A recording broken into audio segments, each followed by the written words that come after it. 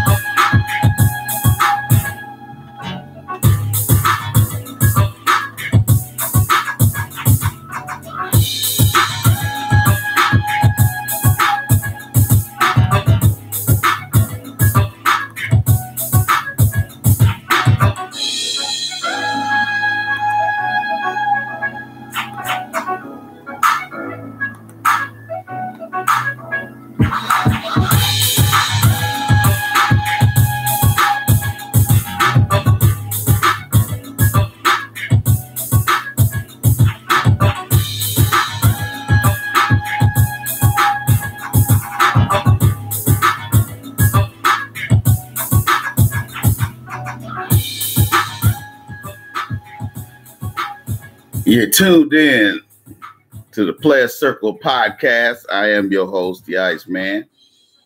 More bounce to the ounce, and I say what counts. Don't nobody go home to the fat man fucks. What's happening, chocolate people? All people in between. Want to apologize to Facebook. For some reason, they're not allowing me to do the live stream due to the title of this episode. You digs. And I get it, but you know, we still gonna get it cracking because that's what we do. You know what I'm saying to you? Yeah, I know you do, you little punk ass nigga. Hey, you little punk ass nigga.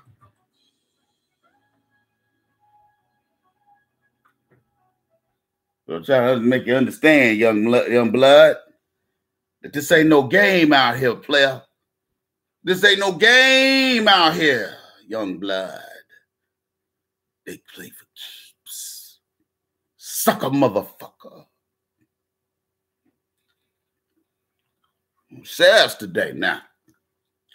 I said I'm gonna get says today, child.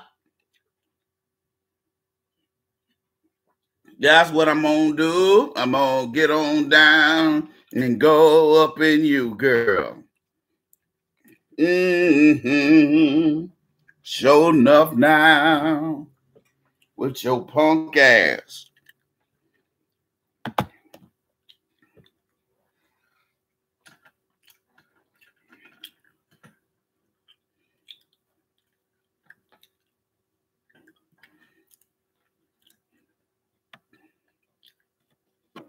You better stop the love you say may be your own, nigga. Just look both ways, nigga, for to stop you. Because you're headed for a danger zone. Nigga, that's old school game. I'm the one that love you. I'm the one you need. Triple T Kill, what's cracking, y'all? What's cracking, my dog? Ladies and gentlemen, this is $10 donation Saturday. We're asking for a minimum donation today of $10. You can hit me on the free Cash App. My Cash App ID is $ the Iceman 1906. Hit them shits right now. Also hit the like button. If you can't donate through Cash App, please donate via the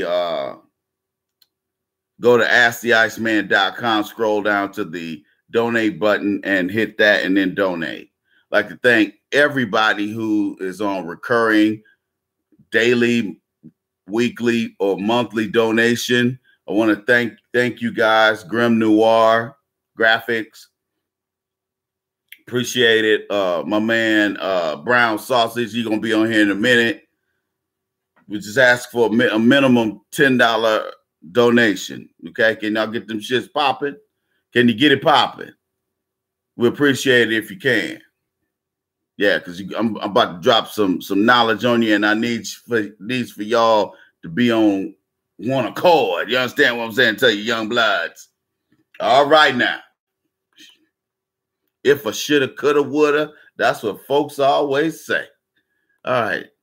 All right, goddamn it. Facebook trying to shut me down. I ain't gonna let them shut me down, brothers. I ain't gonna let them stop. The one monkey don't stop no show. Understands me. One bad monkey don't stop no show. You understand me?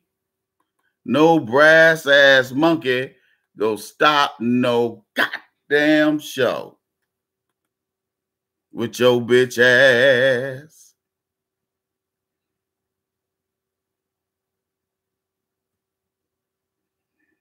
You digs? Can you understand me? Well, all right, y'all. We gonna get this thing popping, nigga. Cause that's what we do. Big Scooby-Doo looking motherfucker.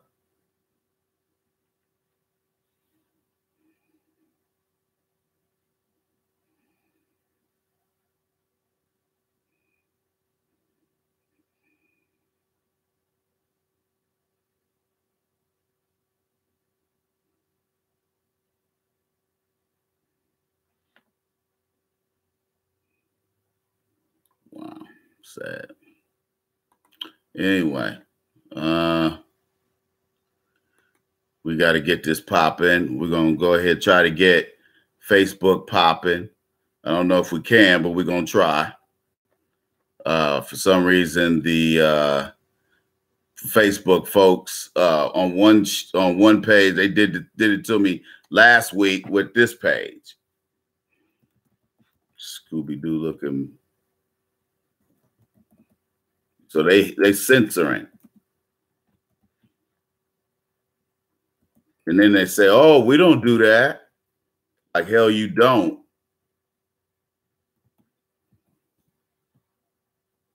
So I'm at the writing code.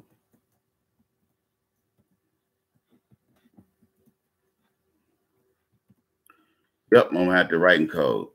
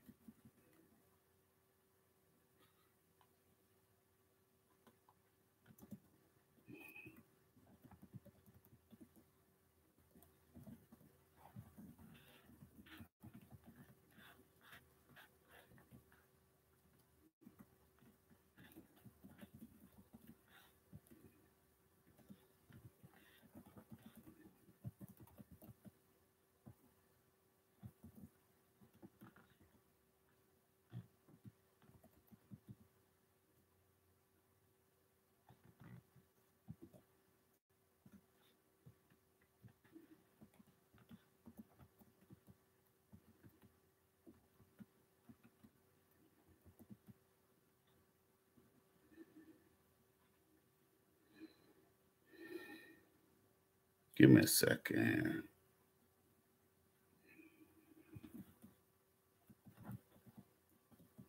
Might not even work.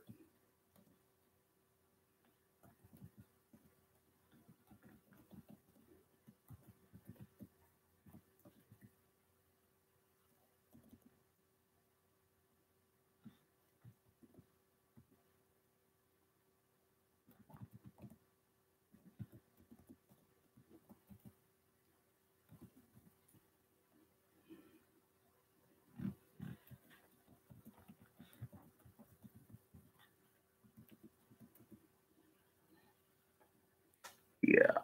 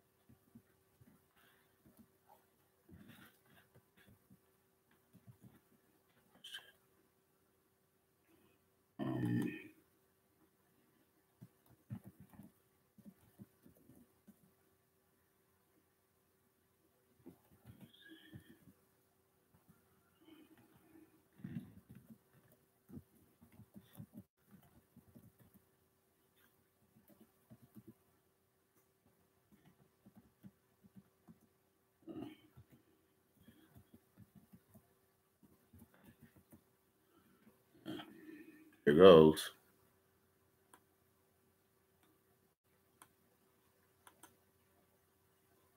Oh, it works on this side. How convenient. How convenient, y'all. Can you dig it?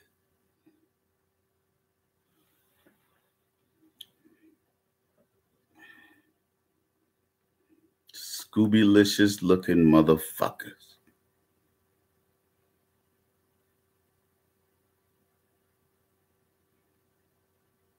Oh my God.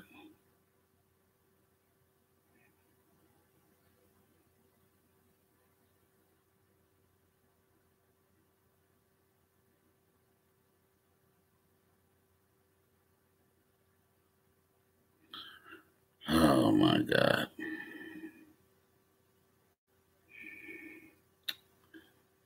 It is what it is, ladies and gents.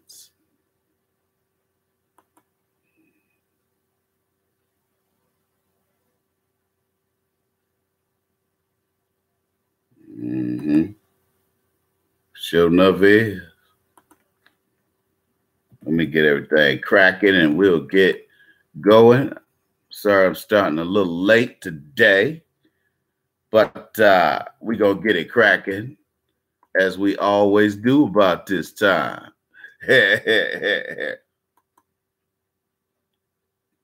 Don't let the smooth taste fool you, player. I'm a beast with mine.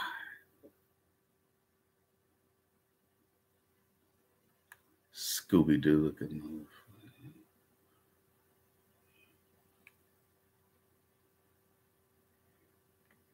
My man, Mr. Meba, thank you, bruh. Appreciate it. Appreciate it. Thank you, sir. Thank you, sir. And thank you, sir. We're going to definitely hit the $100 mark today. We're at $60 already. Can we get can we get to 40? Can we get over 100 today? Please. Can we do them shits? Can we do them shits? All right now. Scooby-Doo. Now understands this. See, the alliance between black women's and white men's have been going on since eternity and a day. Let's see, a lot of slave revolts were thwarted due to the snitching of the Negro bedwench. And that mindset has stayed at the ready like Freddy, for the last 50 years. Black women ain't fooling nobody. They ain't fooling nobody.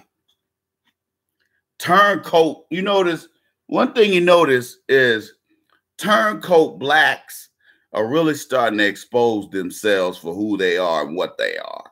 Have you noticed that?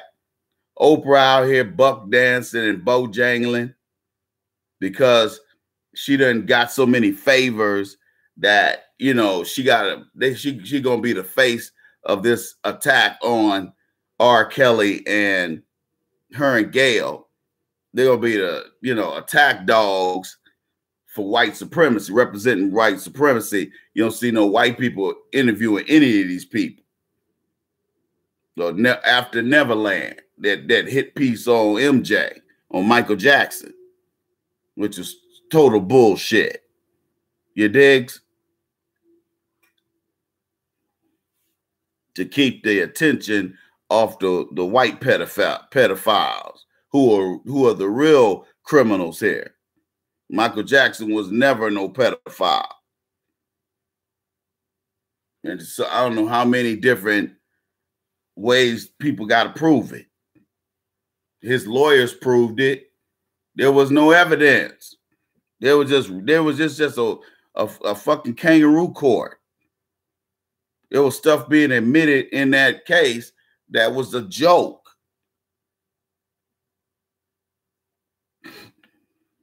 They ain't gonna tell you that though. Oh, they ain't gonna tell you that. That case shouldn't have went on as long as it did. But that's what happens when you live in a I'm white and I say so society. We do what we want to do. They ain't even like Denzel and Training Day. We the police, we do what we want to do. They like, oh, we just do what we want to do 24/7, 365.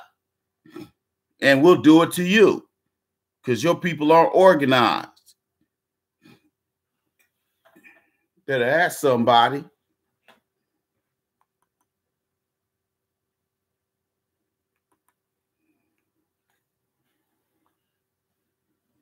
Better ask somebody. I ain't get this gray beard from just, sitting around, playing with my own balls.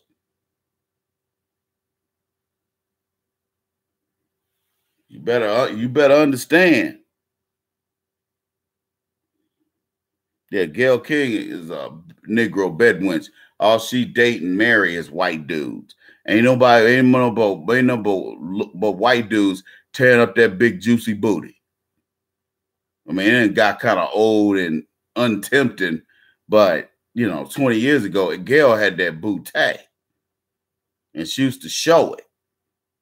She had a nice bubble, but she done got, she done been eating that Oprah food with the cauliflower pizza crust, and the bitch didn't, she done got kind of rotund. Appreciate it, Monstar 86. Yeah, we're trying to hit that 100 mark today.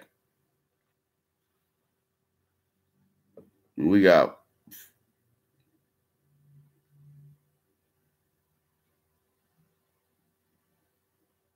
get it.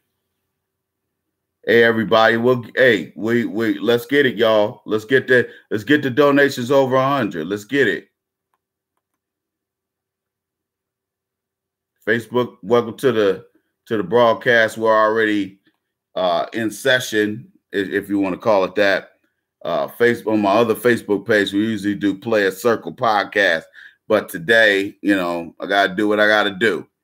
So, we on this, and I can't write in the real title of the episode, but we'll work through it. Yeah, Degs. That BW means black women. And the other one, you know what that means. But that alliance has focused. See, you understand, a woman, the average Caucasian woman, let's just put yourself in her place. She understands that she's at a physical disadvantage. She knows she can't win that way with her man. So what she does is she submits or appears to submit with baby voices and, you know, the ones that are fine, they keep their low body tight. And that translates to social capital. And so these women, they know they have to use, you know, manipulative tactics in order to carve out their little niche in the world. Okay. And so that's how they get down. So think about it. If you're a Negro slave, you know, not only are you just being totally disrespected on a daily basis, then you got to deal with the humiliation of race while you getting, you know, shitted on and pissed on, literally. Understands where I'm going with this? So she's doubly afraid of what somebody empowered, males, a certain class of males, a certain, or any male really, that doesn't have a safe way of thinking is going to subjugate his woman like that.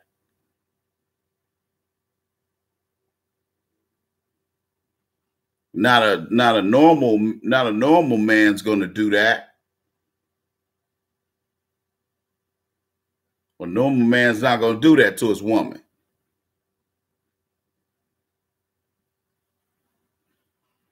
So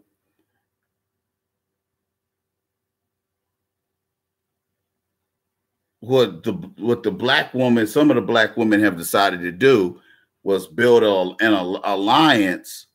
Like, and you see that a little bit of that in Django. You saw a little bit of that in Django when that really put together prostitute came in there and looked Django up and down and was like, "Oh, I'm a high class black hoe." That's what she was trying to convey to him, that she was, you know, getting a lot more money and live better than they did. And so therefore she was better than them. That's the persona she was trying to, you know, put forth. And I got it. You dig? So she think she's better than him, yet she's a hoe. You see what I'm saying? That's wounded thinking. I'm a hoe, but I'm better than you. Yeah, but you're still a hoe. And you probably still getting your ass beat. And you probably getting furniture stuck up your ass every night. Don't sit up and tell me that shit is okay.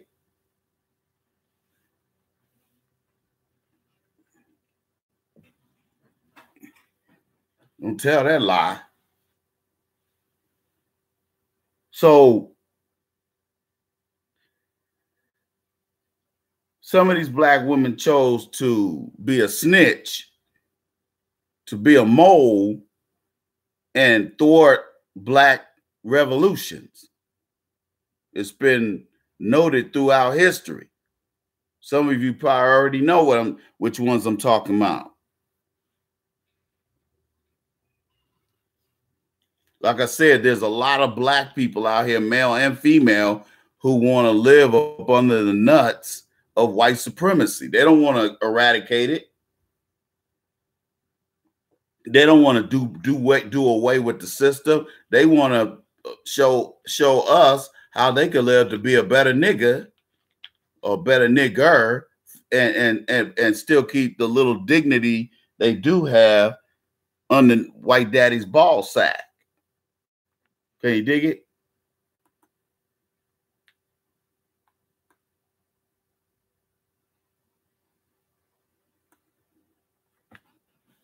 And then that sentiment has been it has been pushed forward till 2019. And now we're really seeing it for what it is. But brothers ain't holding their tongue. They're like, oh no, y'all being Negro bedwenches, y'all race traders. If you say you a black feminist, you a race trader. Because feminism always leads to and from white supremacy. They go hand in hand because all these stupid movements, Me Too, You Too, We Too, Time's Up, all these dumbass movements raise a whole lot of money for white supremacist females who practice law. That's where the money's going to go.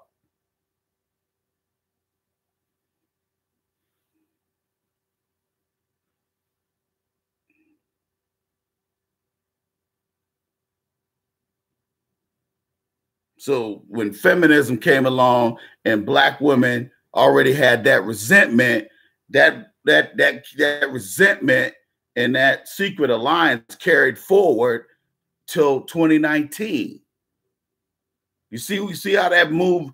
And so now they have the government protection with the police and the courts and the family court where they can annihilate your finances and annihilate your personal life and putting cases on you, getting restraining orders filed on you, and ruining your lives. And you love this woman. You loved her. You probably thought about marrying this woman if you didn't already marry her. And that's how black women thank us by being good men. They thank us by doing stuff like that, being a traitor. I'm just telling the truth. I don't like it. I didn't say I liked it. I don't like having to have these kinds of lectures, but it has to be, these words have to be spoken because too many people understand that they need to be educated. I remember I was talking to a life coaching client this morning, and I kind of got on him and I said, hey man,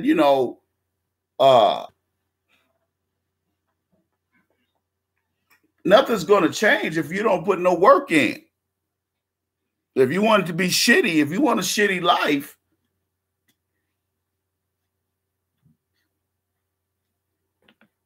all right, Goretti. I'm gonna get your mark ass out of here right now, nigga. Your stinking ass right out here right now. I'm gonna start talking that dumb shit.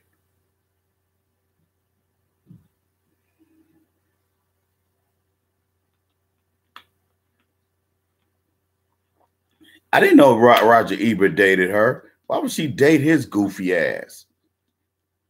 Oprah letting that sloshing that big old juicy old booty around was for some old white man. Like for that goofy looking motherfucker. He used to talk a lot of shit before he got sick. He was married to a black woman when he died.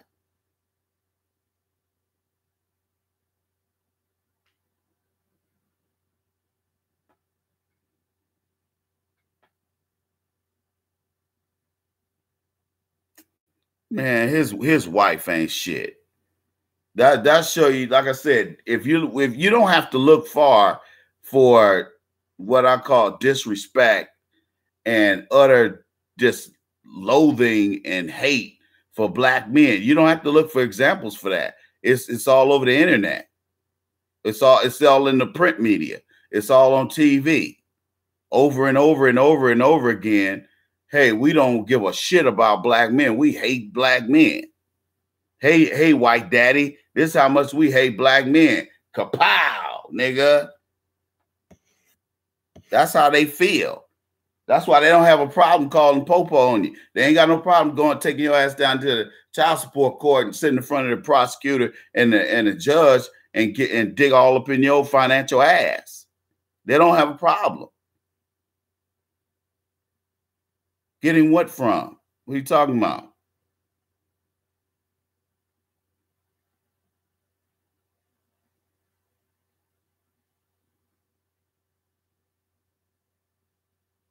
Exactly. Exactly, Triple T Kill.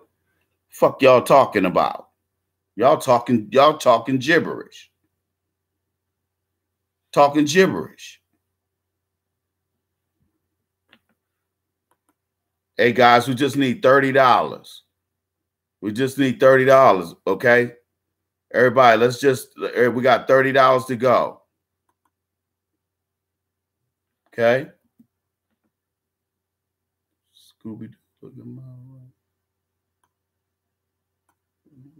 Okay. Stinking ass motherfucker. Oh, I'm sorry. I wasn't supposed to say none of this kind of stuff in y'all face, but hey, fuck y'all. You digs?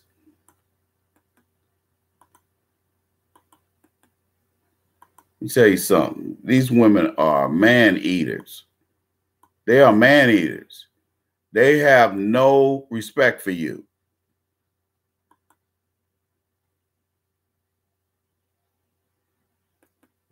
Kitty Candy. I'm not saying it like it's an epidemic. I'm talking about the ones, there are a good number of these. I said some black women. I said some. I didn't say most. But then again, we can't confirm.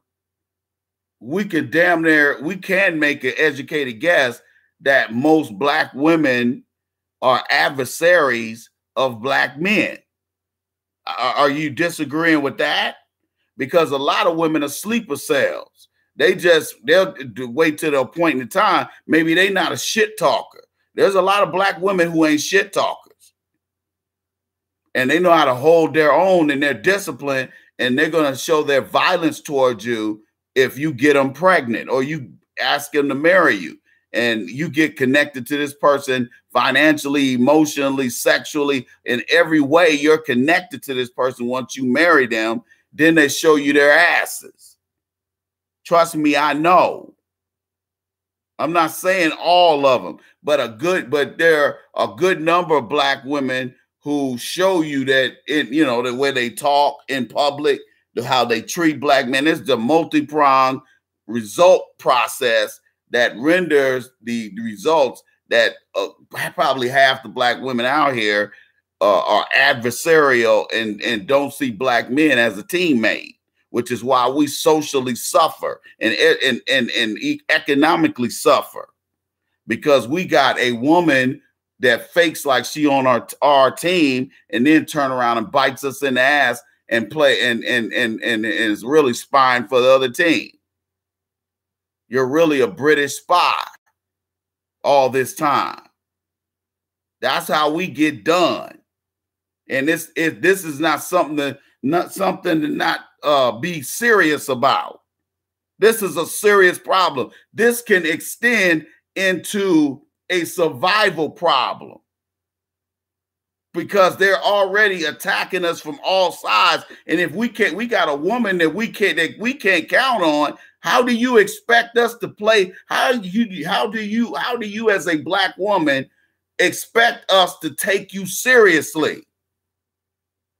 Because we're at a crossroads where we need to leave people behind, and we can't. And let me tell you something: if Congress sat here and because they're going to be forced to do this. If Congress gets look, let me explain something to you. If they see themselves having to pay reparations, they're going to put a means test out there. And if you don't know what a means test is, look them shits up. And so what they're going to do is do a means test. People who cannot fill that form out ain't getting nothing if you're an ADOS black person. They're going to put so much governmental red tape in the way that it's going to be only the really smart black folks are going to be able to finesse it and get what's due them. Everybody else is going to be sitting around complaining. You see how that works? That's how that's how we get left behind. This is not, don't take it personal. I'm just telling you the truth. I know it stings a little bit, but I'm just telling you the truth, sister. I ain't trying to be nasty. You know me. I ain't no nasty person. I'm gonna talk to you like a man before I sit there and be disrespectful. Man, Les Cruz. God damn. That's funny.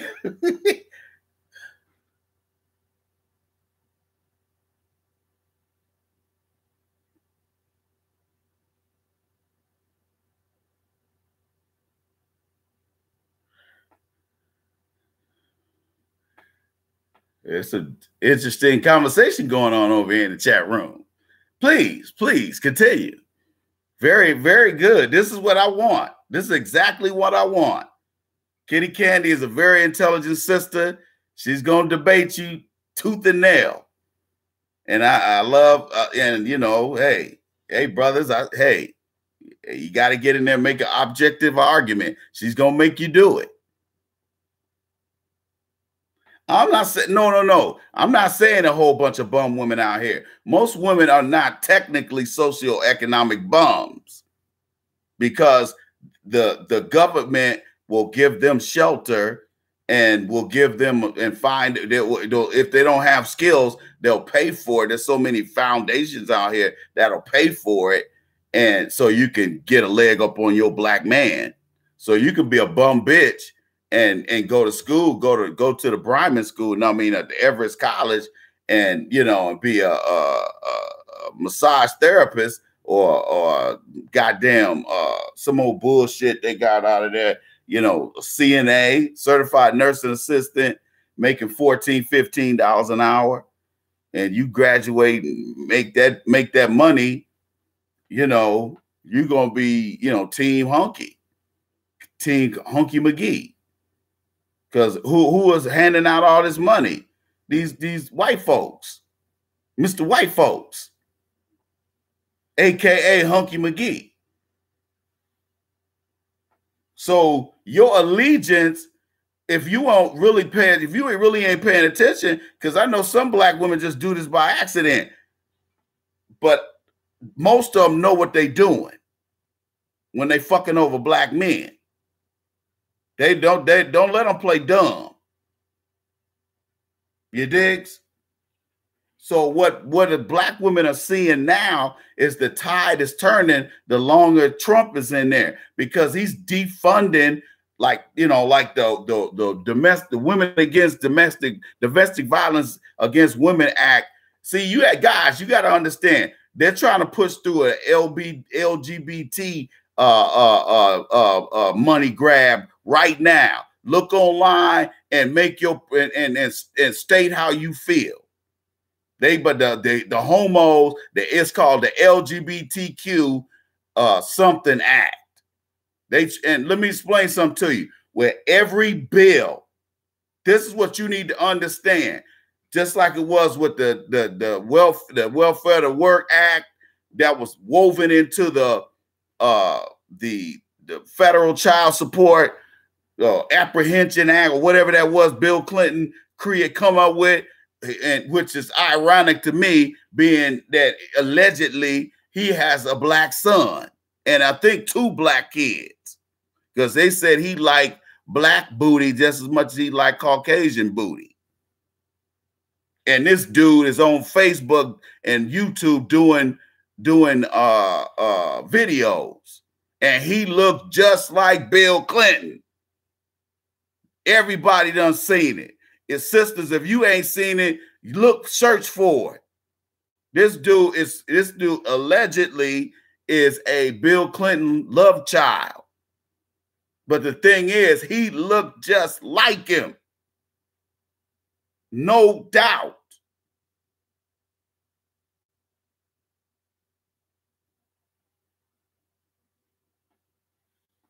I know, because you shop at Victoria's Secret. Pink.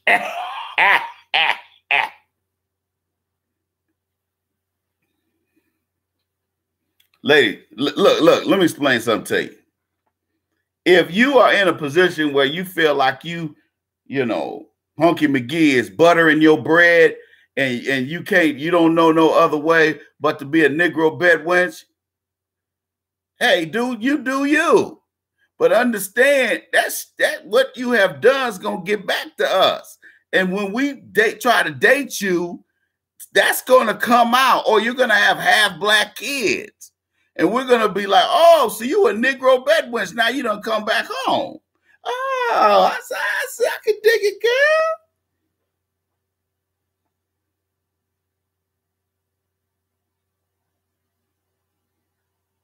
girl.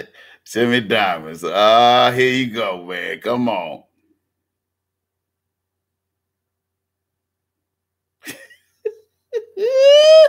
Oh, this conversation getting deep, boy.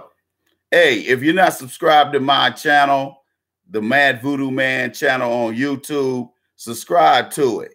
Okay, everybody on the YouTube side, if you dig what you're hearing, hit the like button. My players and playettes, come on, sisters, show love for the Iceman. Come on, brothers, show your love for the Iceman. Come on. Come on, let's get some likes. Let me get them likes up. Appreciate it, Timmy. Timmy, Bobby, and Jimmy. But you look like Scooby.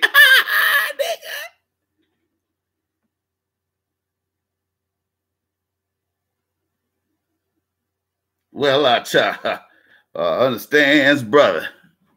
But let me tell you, black man, let me tell you right now. You don't know where I've been. I don't know where you at. But I know one thing. Sing it, break it down to me one time. Let on the get down. I said,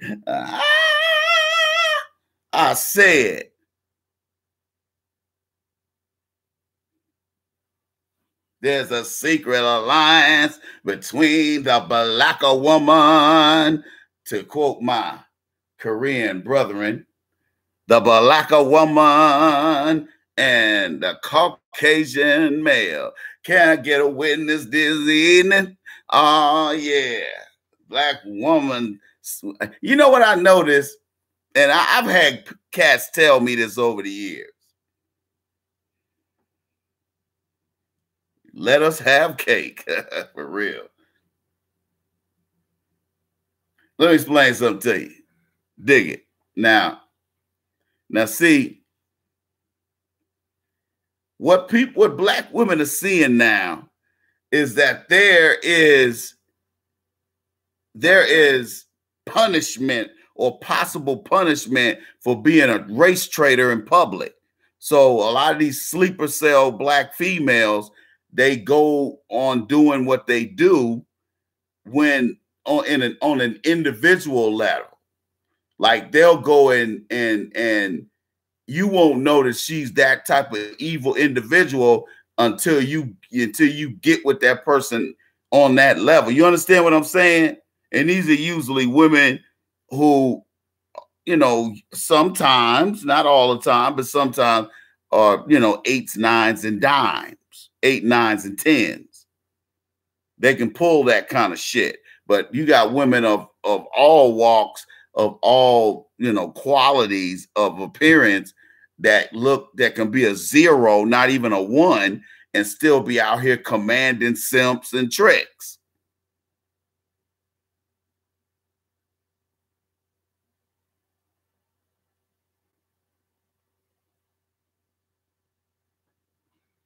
The black man is God, and the black woman ain't nothing but a sack of pancake mix, like Bisquick. That's all you're made of. Goddamn biscuits. Just a bag of flour and chemicals. The black man is God, and so is Malema. So is Malema. Joe stankin' ass.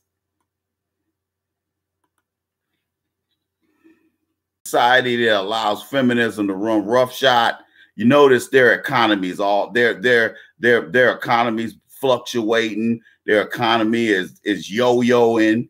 There's all kind of social strife. The men are uptight and the women are uptight. Everybody's sexually constipated. We now live in a country that promotes not fucking. Like that's going to drive up the value of fucking. It's not. It's going to run up the numbers of rapes because some of these men can't take it. They got to go out here and take some booty, even if it means they going to go to prison for 10 years. They going to take that ass. That's why a lot of these guys getting these, some of these women ain't lying.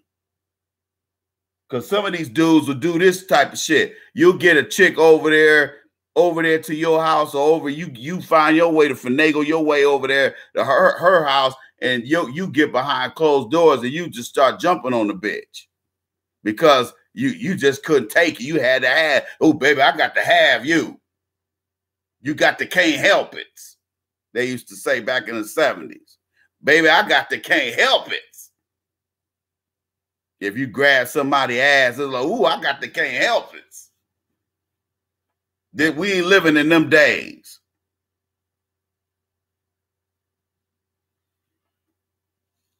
And so black women are seeing that black men done got hip to the hustle, and they know there's gonna be punishment coming soon if Trump stays in there any longer, and he will do another 4 years. Will do another 4-year tenure in the White House if he can, keep his eyes open.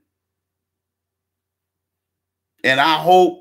And all this stuff he's doing with these tariffs and stuff like that, that stuff's gonna start turning things around, turning certain aspects of the economy around. It's still trickle down, but I'm just saying on a macro level, some of that stuff is going to work out and make things, as far as our trade is concerned, make things a little more even, because you got to understand we have signed, Obama signed lopsided trade agreements with China, and that stuff's done on purpose. That stuff is not, oh, oops, I goofed. You remember how they used to go to Kmart and they say, ooh, we goofed. We ordered too many of these stereos. We're selling them at $100 a piece. Come one, come all. You be like, goofed? Motherfucker, please. I was 9 years old and I knew they were lying. There's nobody goof like that. You hope that you get them in there for that item, and while they're in there, they'll end up buying other stuff they need. That's how the shopping experience, that's the metrics they use. Can we get you through the door? Once we get you through the door, you're going to buy something. You go to Walmart, you're going to buy something. You go to Target, you're going to buy something, even if you don't need it. That's what the premise of those retail stores are based on.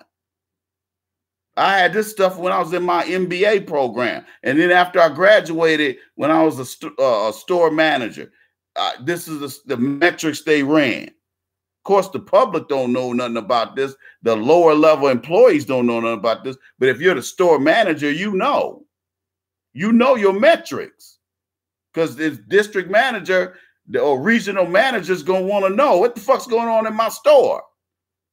They might have 10 stores. You might be in the middle. You be like, man, let me boost myself. Because when they do your merit raise, when they do your annual review, they're gonna be like, how can you make your store made, $10 million last year? How can you make 20?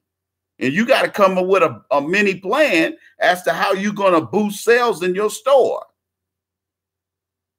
That presentation of what you see on the retail floor is not by accident. It's by design. And that's why the internet should be a boon for retail outlets, retail brick and mortar operations like Kohl's, Home Depot, Walmart, Target, but they were resistant. Oh, we ain't gonna sell nothing over the internet, and then it damn near broke them because Amazon was killing the game. But Amazon was killing the game on the low. See, Amazon was smart. Amazon, they got their own delivery. They got their own delivery force. So they get around paying anything to the post office. Real slick. That's why Trump was talking shit. Because in 2017 and 2018, they made record profits of 9, 10, 11 billion. Billion. Paid zero taxes. You see this goose egg, right? Zero taxes Amazon has paid in the last 2 years. That was before the tax cut. Zero. Warren Buffett said he paid less in taxes than his executive assistant. Does that sound like the rich are paying their share? No. And that bullshit trickles down to us. Everybody's in survival mode right now. We don't live in a society where everybody's calm and you know, people, we still got some systemic racism, but at least motherfuckers is calm because in your community, there's still some value to doing business with people in the hood. But because of the crack game and all this other shit and the single mom invasion and epidemic, you got a bunch of individualistic, narcissistic motherfuckers running around. Don't care about nothing. It used to be in the early 90s, you'd be hard pressed to find somebody stripping. Fast forward damn near 20 years, you probably know somebody in your family that's a stripper. Strip clubs wasn't that prevalent 20 years ago. Now that's where they hold business meetings in strip clubs. The white ones. They always have names like Club Diamond, Club Platinum. Or they'll be like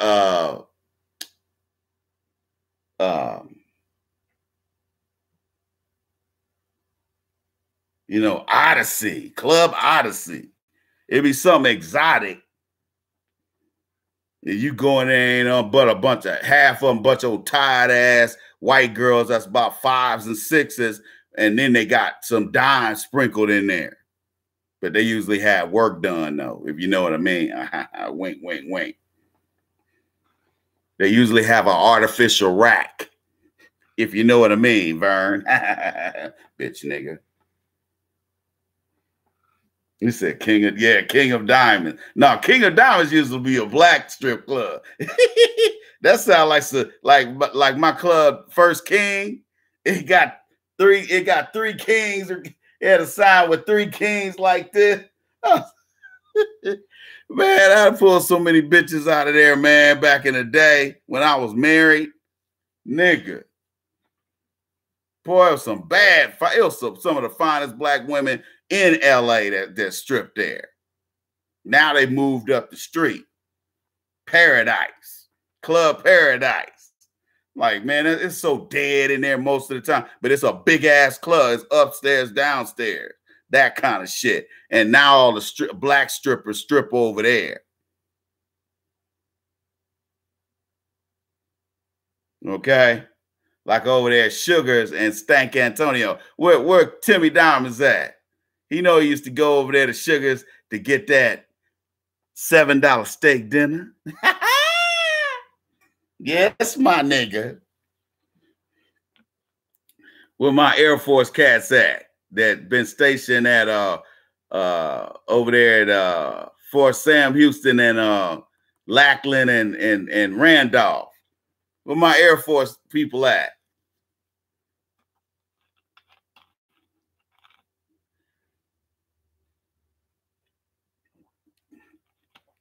King of Dot. That sounds like a black club right there. Where them sisters be like, oh, you can touch ass in here. Boy, that's why I was such a loyal patron over there at the First King. Because them sisters would get mad if you didn't touch them. They be like, oh, so you used to being at the white strip club, huh? Oh, you can touch it here, baby. I'm like, yeah. Oh, I love that shit. Mistake booty. Y'all niggas crazy. Mistake booty. Yeah, Timmy Downs. They got a picture of you up there in Sugars, right by the desk, right by the where they come in the entrance and you pay your money, or you come in there, or if you're gonna, you're gonna be there for the stripping, not the $7 steak. You understand? So hey, they got your picture up there by the door, man. Says most steak dinners eaten. Most rubber steaks eaten.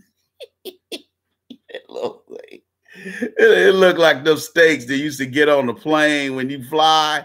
See, back in my day when they first started, back in the 80s and 90s, if you flew during the evening and that flight was over like 2.5 hours, you got a dinner. And they give you a steak, and the steak be about that big, and it be rubber. It be just enough. It ain't so rubberish that you can't eat it.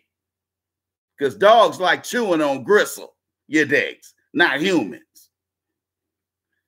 It's just enough where you can still eat it, but it's gonna be a hard road, especially if you got ragged ass teeth. Your digs. Come on, man. Yeah, that Sugars, they need to stop, because that steak dinner's been a hit and miss. It's been the first time I went in there, it was actually good. It was actually worth more than $7. That's why I kept coming back, because I damn sure wasn't coming in there for them lame ass strippers, because they were lame. These are, you notice that strip clubs in cities like San Antonio, Corpus. I never drove down to Corpus. Never did it. I might go down there if I go down there to San Antonio in the next few years, but I ain't, I lived in San Antonio how many times. I ain't never drove down to Corpus. Just, sound like some bullshit. But anyway,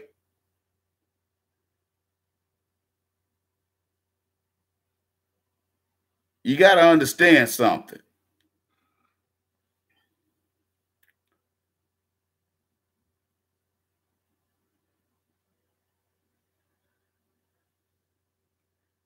You can't fight me on this. There is an alliance between Black women and Caucasian males, whether you want to admit it or not. There's something wrong. There is a psychopathological and also a pathological operation at work here. And you can't tell me anything else. We can't count on you, Black woman. We'll go out there and break our necks and go out there and work, try to provide a good home for you, and you don't appreciate it. You sitting up here talking about, God told you to leave. God told you to fuck this nigga named Melvin. And God ain't told you to do shit. Well, then, okay, my girlfriends told me to do it. They said I should fuck around on you. Well, you dumb bitch, you just broke up your goddamn family. That's what we get from Black women. On the regular. I don't even need to do a study on that shit. Black men are loyal as fuck to Black women.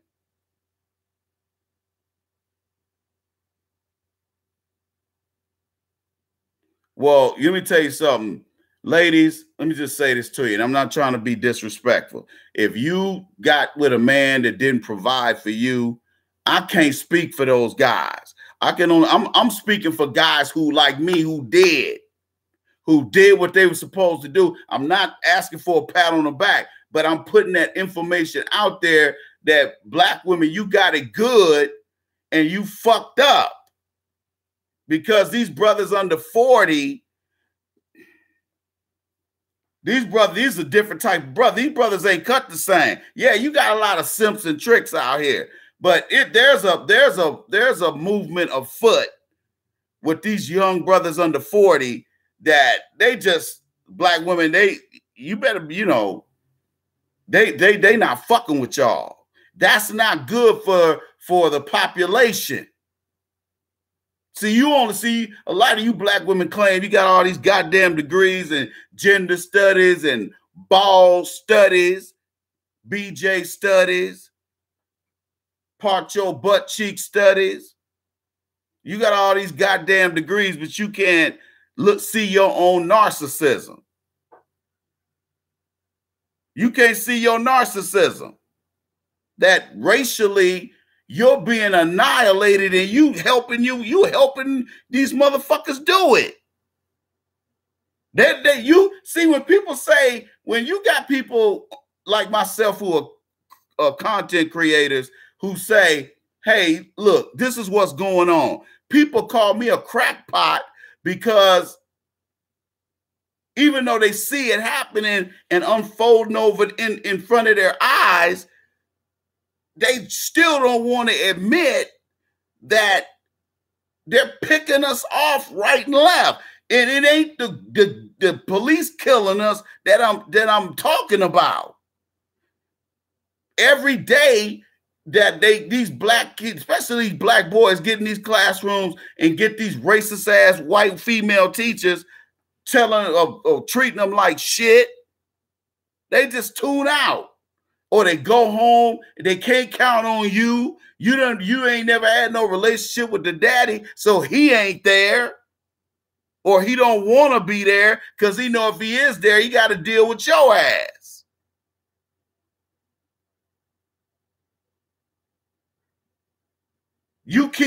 I'm looking at how this shit is unfolding, and the population growth is low as fuck, even amongst hood rats. Ain't nobody having babies right now other than Maria and Sancho and them. And that's why they want to keep these motherfuckers coming over here, because they're going to have them come over here. Maybe it takes 30 years to get them classified and totally assimilated into white culture like they did the Italians and the Poles and other Eastern European folks that came over here during that time. And I'm mainly talking about, that last wave, which was like the 60s and 70s. Now, when you come in contact with an Italian, he ain't got no accent other than a Brooklyn accent, if he's from there, or he's got a Philly accent or a Chicago accent. He's totally Italians. Yeah, they're coonish, and and white people do kind of laugh at them because of their culture, but they're still considered white. And white is not a race; it's a lifestyle. See, people who don't understand sociology is not going to get any of this stuff. I'm not asking you to get it, but you may need to look at this a second time, because a lot of this stuff be going over you guys' heads. See, people don't look past their noses. And women, especially, black women especially, have a habit of being narcissists, the worst kind of selfish individuals. I'm just telling the truth because I've lived it.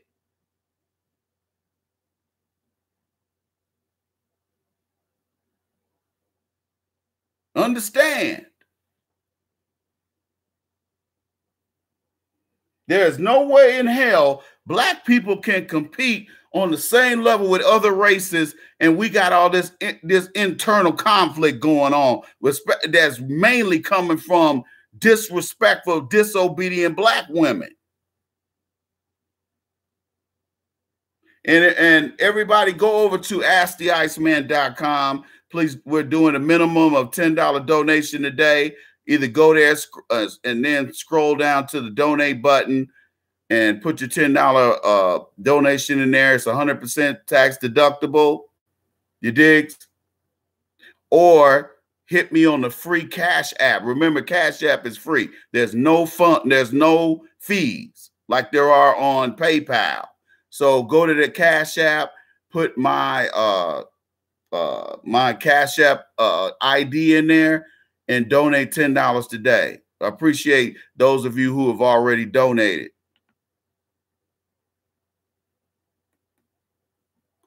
Look here, Rashan, whatever your name is. If you donating beer, you're gonna get, I'm gonna donate blocking you. How about that? Can you dig it? I hope you can. Because I'm not playing with you. You so militant, but you donating poison. I don't want your damn beer. Even if you could. Charlie, I don't do super chat. Go to the Cash App, download the Cash App for free and donate your $1 there. Don't do super chat. Super chat is not hooked up on here. Okay? All right. Got some dingleberries in the house.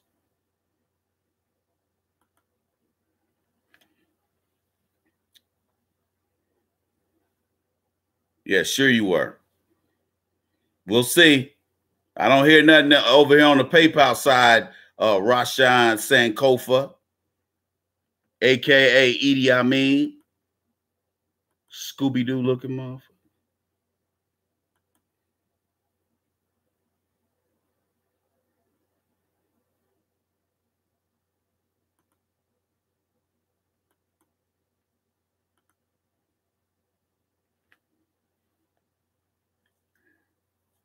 Now dig it.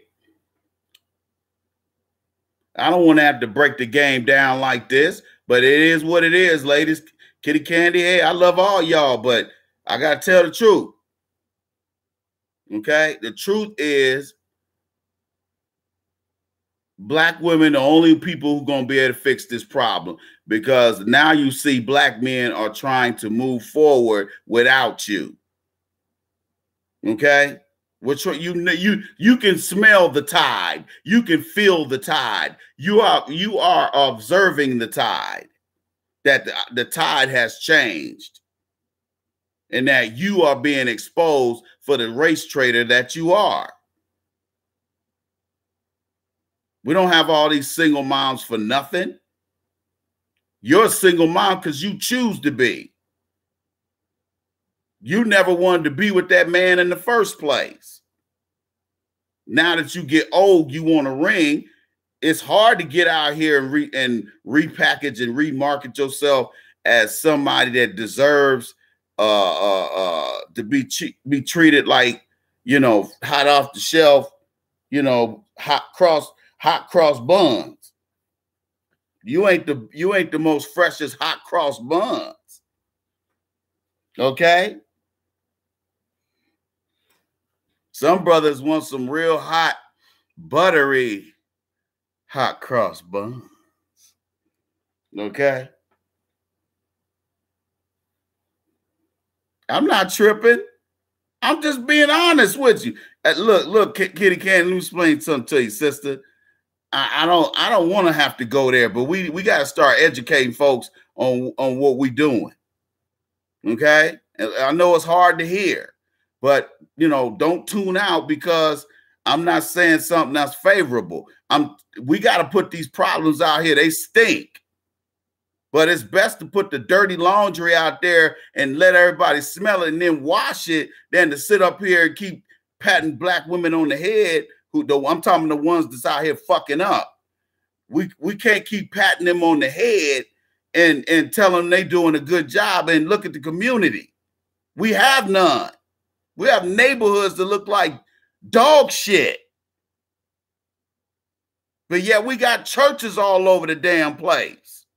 Some of them are the buildings worth 2 or 3 million or more. And they full of members from the same community that's being economically deprived. You see where I'm going? This is what happened when you let women run shit. Just like I was looking at something on Nat Geo. You know, I love the animal shows. I'm looking at Nat Geo, and I always liken women in general and black women specifically. You look at how a pride of lions operate versus hyenas. Hyenas are led by women, by the females, not by the males. The males play the background. Very seldom do they make a kill on their own. They steal the leopard's food. They steal the lions if they ain't riding deep. They don't kill their own food. Most black women and most women, American women or westernized women, that's the way they think. They're hyenas. They don't provide any value to you. None. Even pussy. There's no value there. See, you don't learn that until you get my age. See, young niggas that come around me talking about they ain't how good, they ain't the game, OG. You ain't been out there long enough, player. You ain't put no work in like I have. Nigga, I done dig down holes all over the goddamn globe. Nigga, I done put skin in the game, literally. I done been fucked up overseas. I done got fucked up even in relationships overseas. You ain't had no pain yet.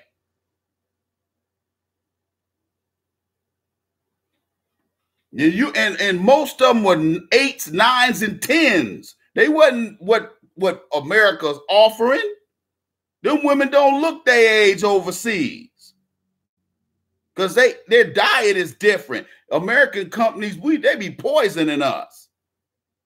Even that shit they put organic on, it's organic chemicals. Fuck out of here. You can make poison out of corn. You take derivatives at the cellular level in corn and create a poison and kill everybody.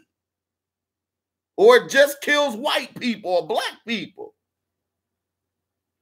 Why you think does DuPont tell you everything they do? Does Dow Chemical tell you everything they do? They secretive as hell.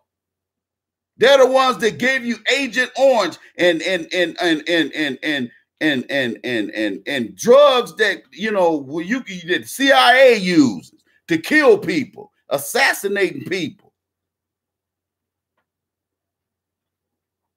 They the ones that make all that shit with the help of the CDC.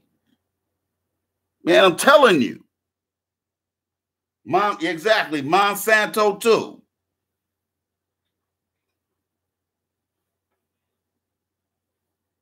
You better ask somebody. That's why when I lived overseas, I wasn't as heavy as I am.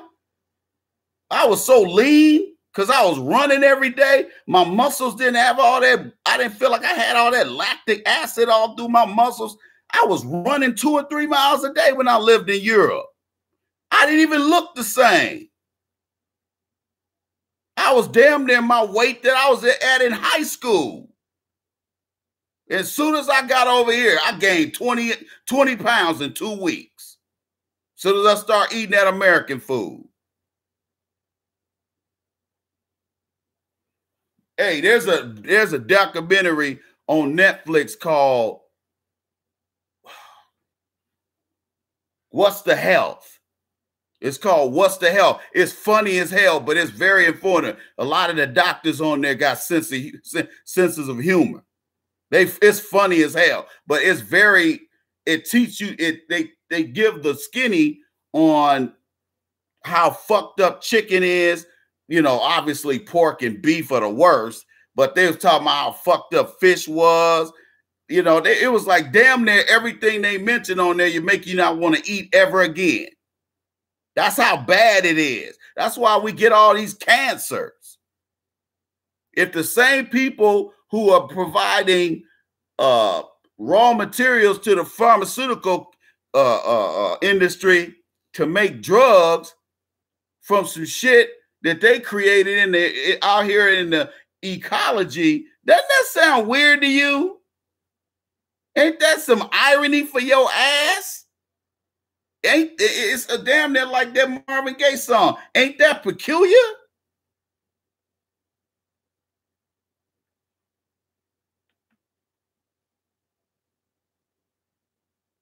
Better ask somebody.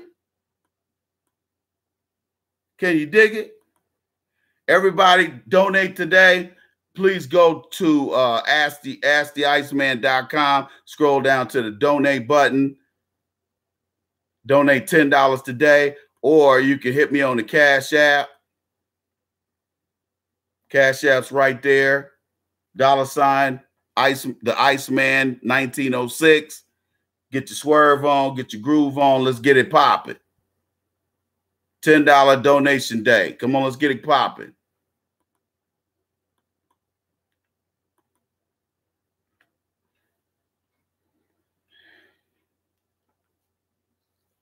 But we have a socially poisoned society because of the white supremacists. They want to keep everybody all stressed out and make everybody think the people don't need each other. So you got, you know, there was a guy on, this is what I was going to talk about.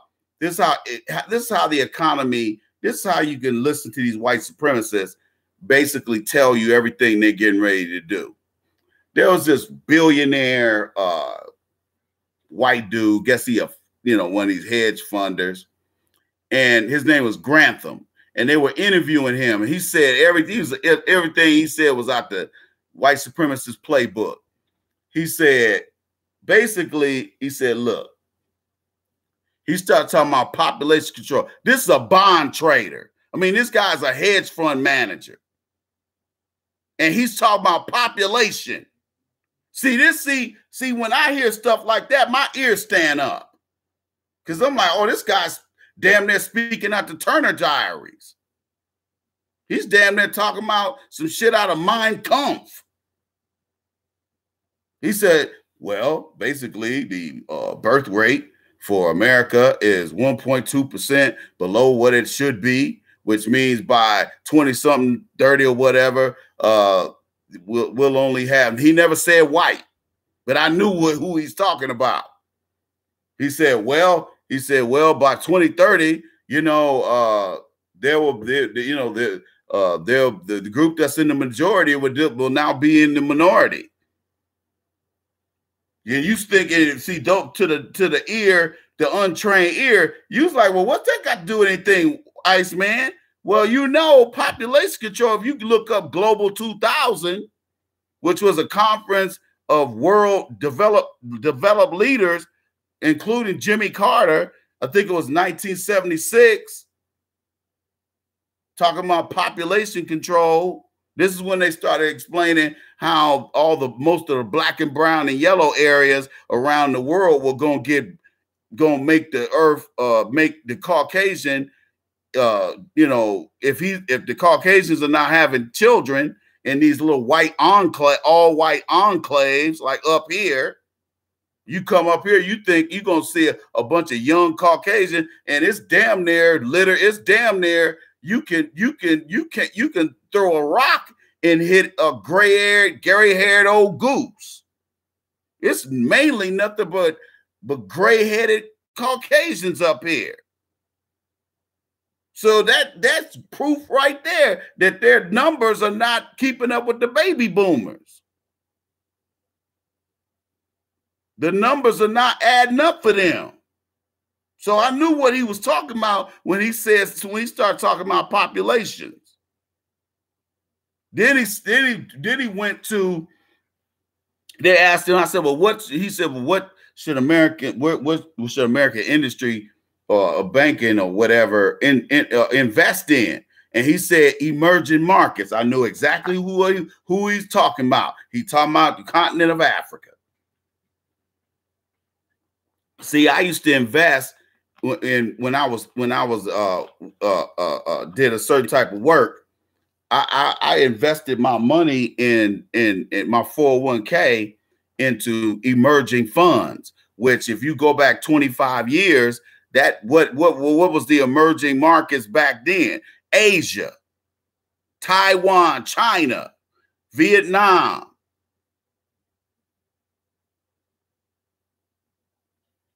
So if they're talking about emerging markets today, I know they're talking about the continent of Africa. That's the emerging market. Why you think the special forces, Delta and Navy SEALs and all them are over there talking about they're over there fighting Boko Haram? Ain't no damn Boko Haram over there. Remember that Coney 2012 shit? That's all that shit is that. They run game. They run that. They trying to stress this terrorism bullshit ideology. They keep pushing it. And all they doing is going into Africa, and some of them Africans are fighting back. And I hate that some brothers and sisters are going to get killed over there, but some of them brothers are fighting back.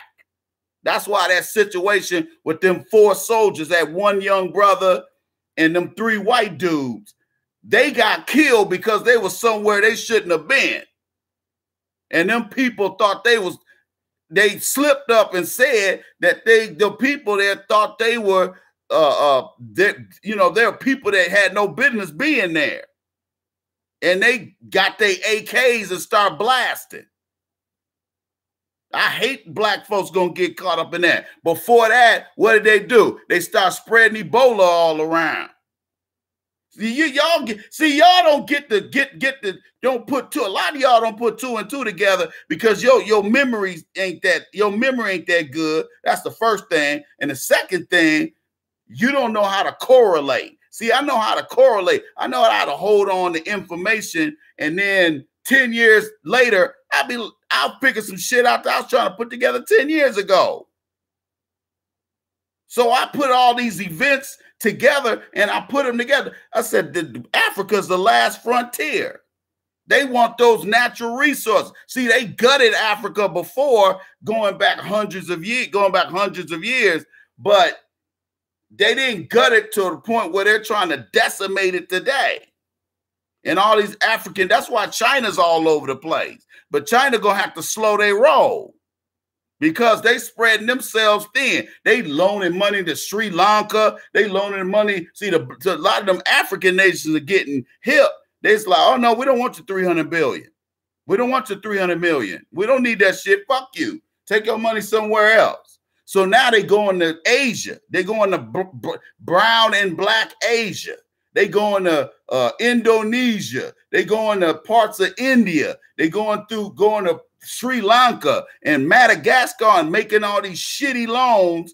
And when these countries can't pay it after they done built these skyscrapers and all this shit around their cities, but yet they don't have the GDP to pay that shit. Then they go into default, and then here comes China talking about we taking over your goddamn country. They're doing that shit right now. And a lot of the African nations are like, get the fuck out of here. Because they over there in Nigeria just raising hell. They slapping black Nigerians. They, killing black women. Oh, they acting like damn white man over there. Right under your nose. And ain't shit you can do about it. Ain't no fucking Boko Haram, just like that shit with Al-Qaeda. Al-Qaeda was a word on the street. Al-Qaeda was trained by whom? CIA, special forces. To fight whom? The Russians. See, we go invade. We were in the 80s, we were about invading Central America. The Soviets were about invading the stand countries, Afghanistan, all these other, because they was trying to, I guess maybe they want to take over that poppy trade. Man, you better do your history. Better read your history. This is what I be telling black people. Black people want you to be like, you know, because I be clowning sometimes. They think, oh, this nigga don't know nothing. No, I will break your neck in knowledge, nigga. You can't study. Nigga, if you started reading, trying to catch up with me on knowledge and reading books, nigga, we'd be here for the next 20 years trying, and you still wouldn't be able to catch up to me.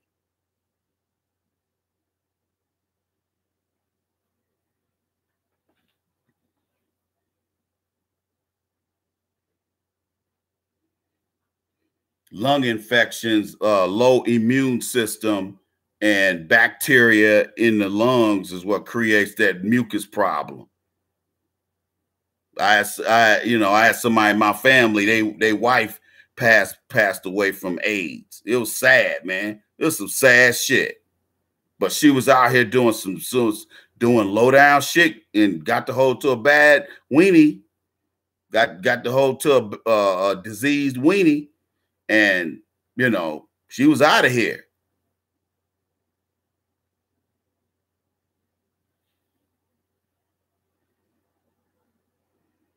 But I'm going to tell you right now, you notice that white doctor that was over there in Africa, he got Ebola, but you notice that they ended up getting him well.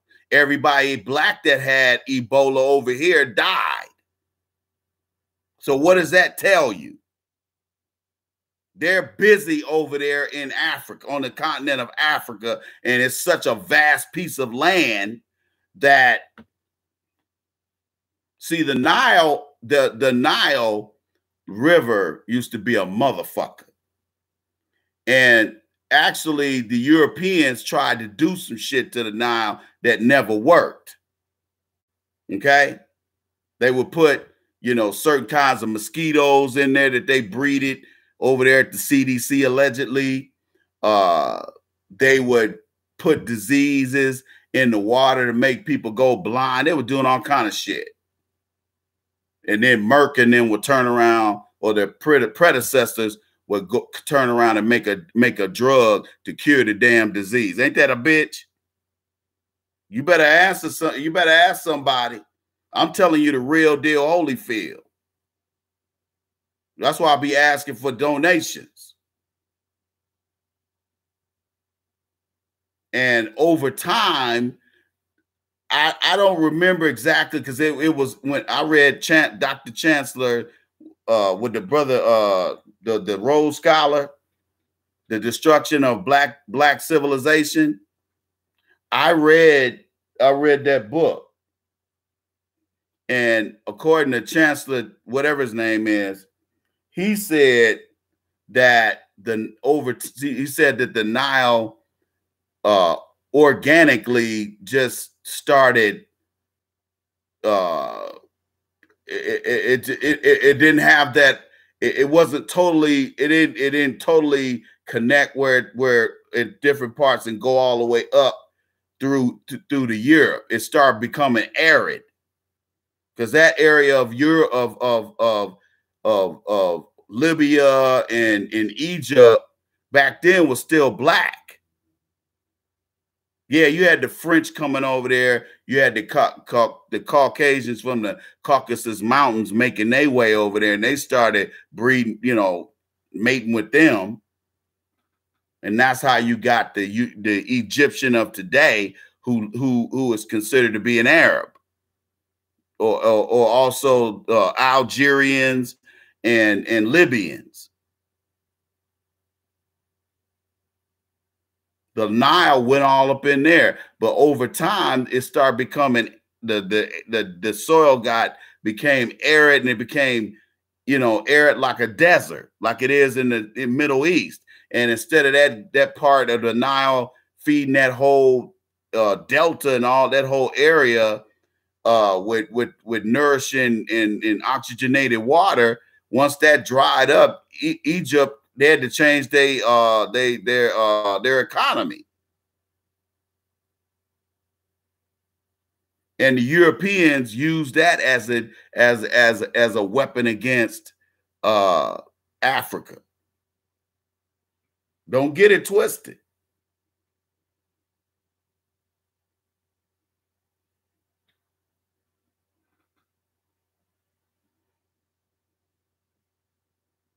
Basically, the HIV virus is a virus that the human body, the cells at the molecular level, that the white blood cells don't recognize that virus, therefore they can't fight it.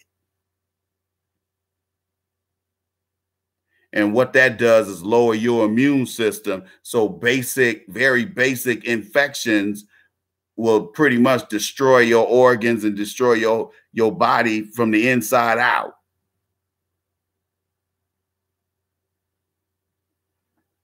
They think that possibly HIV virus was created from an animal origin, an animal cell, which is why the human body doesn't recognize it.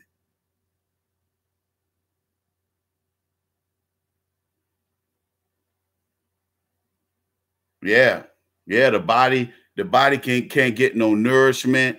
Sorry about the T Mason 995. I'm sorry for your loss, brother. I know how hard it is to lose a parent, man. That's the worst pain. That's the worst pain ever, dude.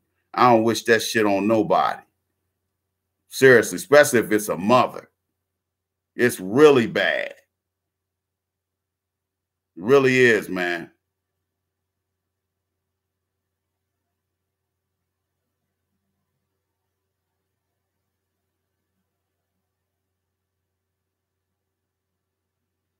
So yeah, but they made sure they used the when they was inoculating black people with their smallpox vaccine back in the 70s, they were actually giving them the AIDS virus then. And then lying, talking about a monkey bit a black woman, that, just passing that white supremacist Turner Diary lie. And even Time magazine printed some shit up. Some of them, Newsweek and some of them magazines printed them lies. That's why I keep telling y'all, the left-leaning media ain't shit, just like the right-wing media ain't shit. Don't think you got no friends over there, MSNBC, CNN, and HLN.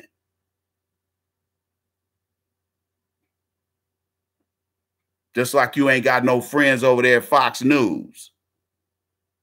Black people getting fooled by the devil and the angel when the devil and the angel are both devils. You can't never trust no devil if your angel comes from the devil. But black folks keep believing that bullshit. That's why a lot of black folks don't have a problem getting up every day, washing their ass, and then going to church, learning about a goddamn, talking about a goddamn white Jesus that never existed. And we know that he never existed. Plus that religion is bullshit. The original African version of it didn't even go like that. But they had to interject a bunch of fake shit, like a so-called white God, a so-called white Jesus, that he's just sent down, floating down from the sky, or his mama was a virgin, nobody ever hit it, but the bitch had a baby. How the fuck she get the baby out? Through her ass? Fuck out of here. Like I said, I grew up in the church, and that's why I can't stand it. Because I know don't let me get into religion. People, black folks that get in, that have the nerve to call themselves Christian, these are niggas that want to die a slow death, spiritually and physically. Because if you notice, Judaism and Islam, you notice there's a whole lifestyle component, whereas Christianity is just like play like, nigga, just don't get caught. Play like you a Christian all week, and then on Saturday and then Sunday you come in there smelling like, traces of Jim Beam and Hypnotic.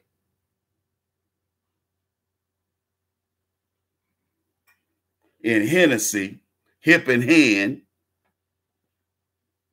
Now you're going to sit up there and get all your sins washed away. Nigga, if you don't get the fuck out of here, do you know that shit sounds just as kooky as you killing yourself and getting 72 virgins on the other side? Christianity sounds just as stupid. The only thing the Bible is good for is some good game in there. If you want to be a salesman, the Bible's the best salesman teaching book. People don't believe me when I say that. The Bible sound like Iceberg Slim wrote that shit. There's so much slick shit in there. That's why it ain't really a stretch for a drug dealer or a pimp to be a preacher. All you got to do is sell it. All you got to do is put your spin on it and get some dumb niggas in there to put their money in the offering plate, and here we go.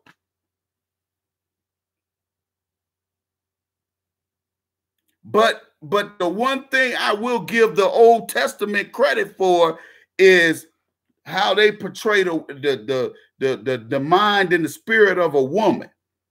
And that's why a lot of churches don't use a lot of Old Testament, because a lot of Old Testament was bitch, sit your ass down and let a man lead. That's why a lot of these people come up with the New Age Bible, the East Coast, West Coast vibe version of the Bible. The they got an LGBT Bible that says, they take all the verses where it say, all the verses that say, ye do not put ye thingamajig up another man's thingamajig. They take all them verses, all the verses of, kill all the faggots. They take all that out the King James version, and now they call it the LGBT version. Talk about ye shall enjoy the fruits of same-sex relationships and intercourse. Get the fuck out of here.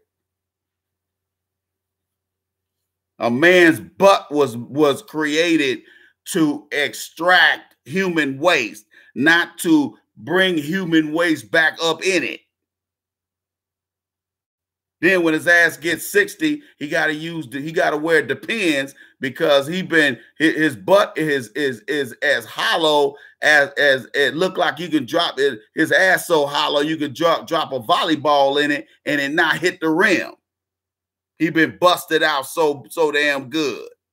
He can't even hold doo-doo in his ass till he get to the toilet. Fuck out of here. Yeah, Shakespeare did the translation on the Bible from the Hebrew version. But it's good game.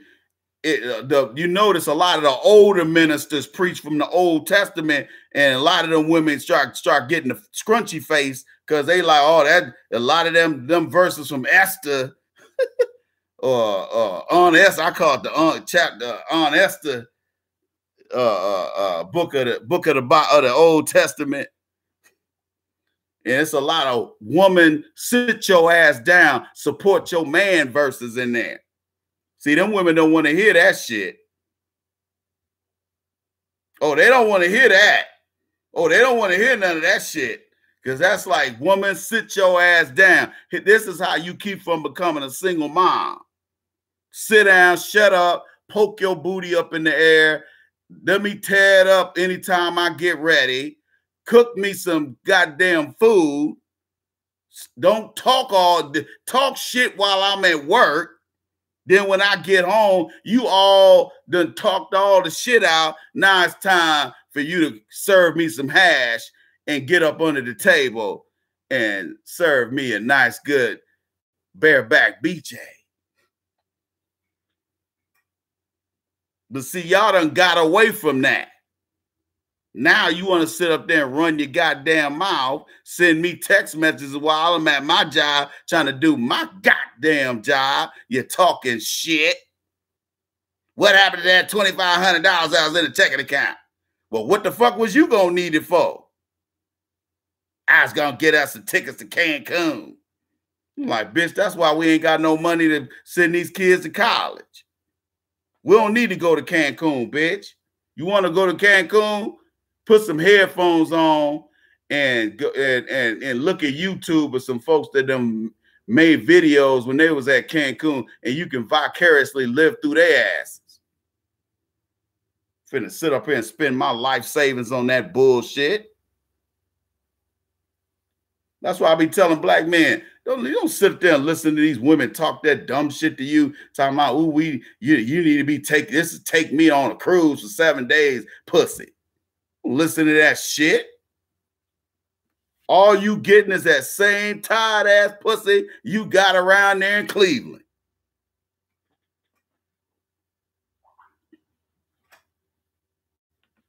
And she try to make you think that Detroit pussy is just so awesome in Cancun. Fuck out of here. Same tired ass done had 2 kids by 2 different niggas, goddamn vagina. Ain't nothing special about it. You can think it's special if you want to. That's because you ignorant. Them draws ain't worth a shit. Now you done made this woman feel like, technically she more important than you are. See, you have to understand, when you see micro societies like, say, the black society, when you look at us, when you're led by a woman, everything is shaped around the ecology, the way businesses come to the black neighborhood is always about entertainment. It has nothing to do with, okay, we're going to put a Honda plant over here where these black people are because we know they're going to work their asses off. So you get something out of it. You be able to make a living wage.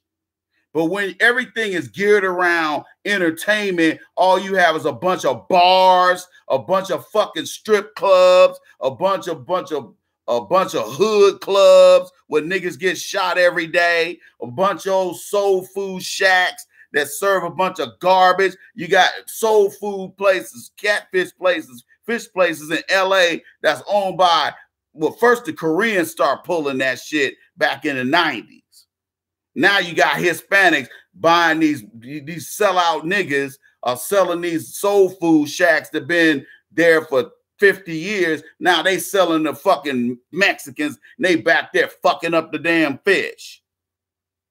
See, I know the difference between, like, if you look at that movie, It's a Thin Line Between Love and Hate. Remember when Martin took old girl, that fine sister, that fine older sister. She ain't fine now though. She was fine then though. Remember he took her to that fish shack? That used to be black owned. And then the Koreans bought it. And niggas kept coming over there. And then, man, I went in there and I said, I take your order. I said, what the fuck are these yangs doing in there? And I went ahead and got some fish because I was already in there. Then a couple of my homeboys was in there.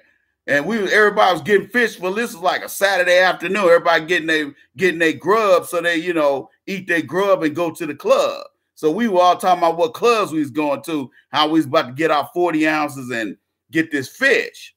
I got that fish and it tasted different. It didn't have the flavor wasn't balanced. The flavor profile wasn't balanced. The seasonings weren't, it wasn't seasoned. It was bland tasting and it looked different than the fish when the black people owned it. So they were tweaking with the oil and all that shit they frying it in. It fucked it up. It didn't have that love and that respect. It was thrown together like somebody that's mass producing something. The fries were overcooked. And I was like, that's the last time I went over there. But I found out they were Korean owned. They bought it from the black people. And they did that. And a lot of those places ended up closing because the black, after a while, they start showing their ass. The Koreans start talking shit. They fucked up the product. So niggas stopped going for that reason alone. Fuck out of here. Shit might have been duck. For all we could have known, or some other kind of fish we ain't never heard of. Could have been tadpoles we was eating. Shit, we wouldn't have gave a fuck, because that's how we've been trained. If you haven't donated today, we're doing $10 donations a day. You can hit me on the Cash App. And I'm gonna put it in the chat room, or you can go to asktheiceman.com, scroll down to the donate button, and go from there. All right, let's get it cracking. If you have not donated already today, you need to donate. See, this is why I get these emails from people, and they be like, "How come I can't access the last lecture?" And I'm like, because I set it to private. And they're like, well, can I see it? And I'm like, did you donate last week? It was like, no. And I'm like, well, so you can't look at it if you don't donate? I said, yeah. They're like, oh man, I didn't know that. I'm like, man, come on. Follow me on Twitter. Follow me on Twitter and Instagram. When I post stuff on Twitter, you would know. I don't buy from Koreans. When I go, I remember there was this candy store. There's one over here on the Washington side, and there's one on the Oregon side at a mall. The one on the Oregon side are obviously owned by a white candy company. So I can't avoid that. I go to that candy company, so I bought their candy. But then I went to a mall in Vancouver. And it was when I was on my way home, and I went through there, and it was like they had some Korean women in there, and they were looking, them penny count motherfuckers. They stand around there following them white kids and the Mexican kids that was in there. And as soon as I saw them in there, I turned around and left. Because the store didn't look the same anyway. It didn't have that care. It didn't have that attention to detail as that one over there at that other mall in Portland. You see where I'm going with this? See, I know when somebody's hustling me and they just want my money, but they ain't even taking the time to be careful as to what the cultural ramifications are going to be if they tweak and fuck with the recipe that them black folks been using for centuries. I'm like, I ain't going to no Korean-owned fish shack.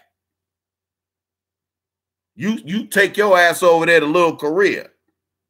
Get your ass out of my neighborhood. But some of them are still there, even if nothing else. They're flipping burgers. So maybe they got a hamburger stand. Fuck out of here. So you ain't gonna run that bullshit on me. I'm too educated for that.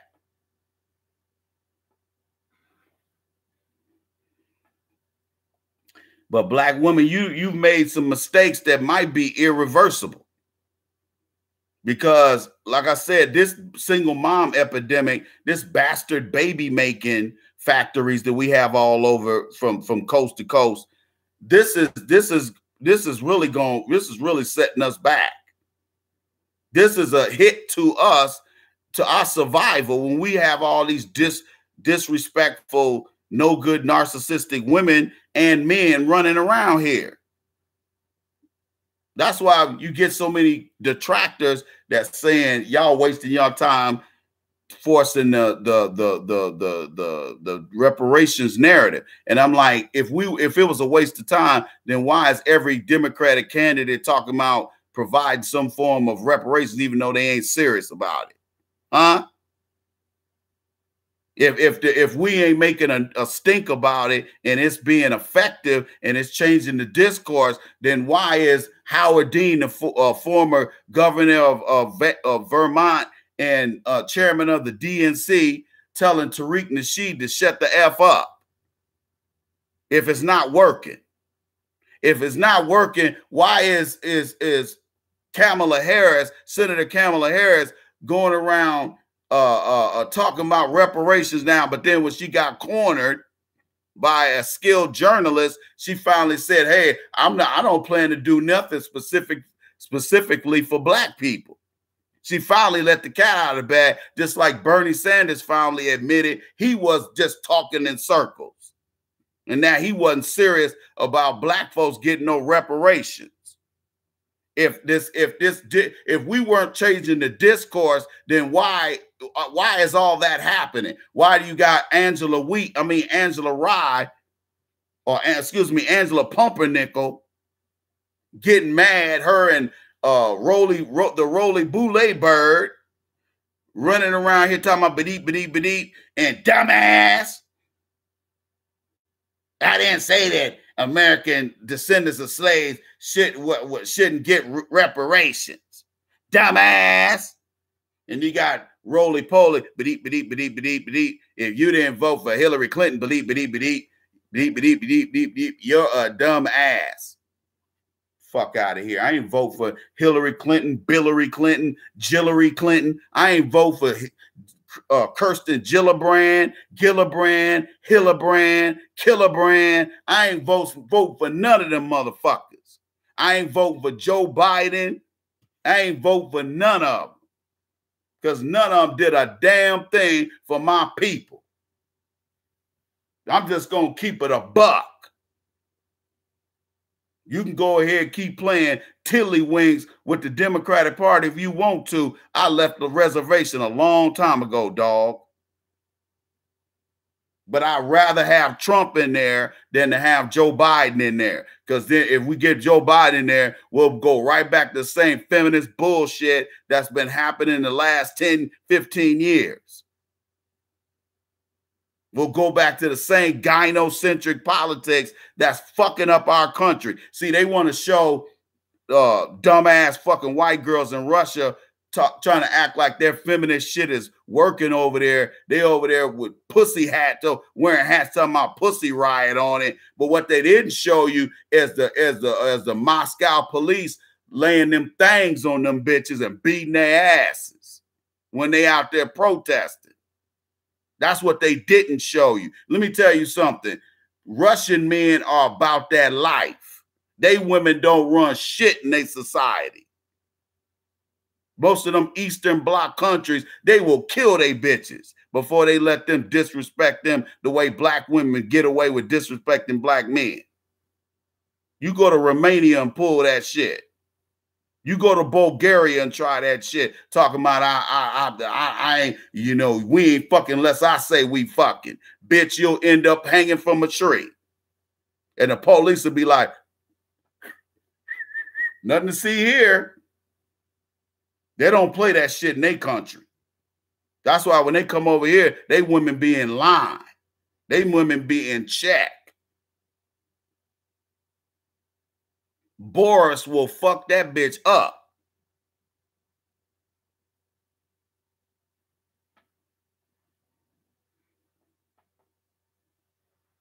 Don't sit up here and tell me we ain't effective. Overnight, Kamala Harris's campaign is pretty much got a direct hit. We sunk her battleship. That's like Cory Hooker. We sank his battleship. Colonel Bernie Sanders, or Bernie Colonel Sanders. We sank his battleship already. He up here running from motherfuckers when they ask him about reparations. Bernie Sanders ain't never been serious about giving black folks shit. but he'll stand there and tell you why Jewish people deserve reparations from World War II. He'll sit there and tell you how Japanese deserve deserve reparations from being 3 years in internment camps. Oh, they'll talk all day about giving paper to somebody else, but when it come to us, all of a sudden we got excuses. Well, how we gonna pay for it, motherfucker? I don't give a fuck. Go to the mint and start printing, get more goddamn money. You do that shit anyway, don't you? Hit me.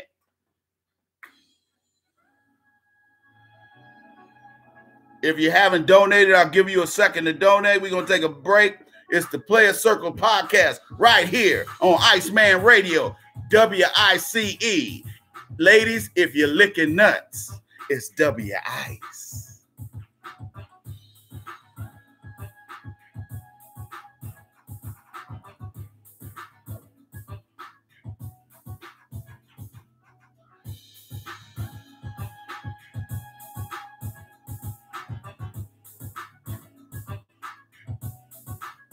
Motherfucker.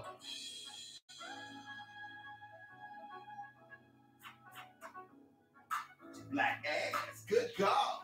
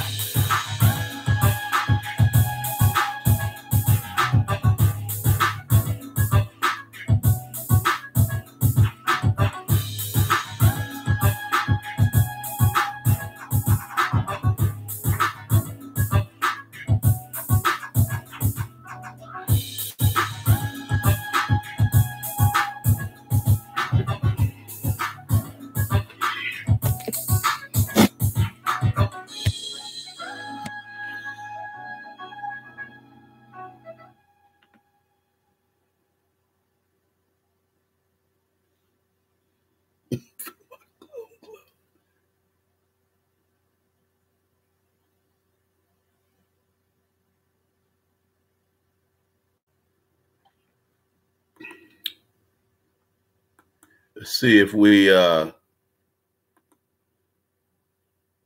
if you haven't donated today, please go over to asktheiceman.com, scroll down to the donate button, or go to hit me on the Cash App.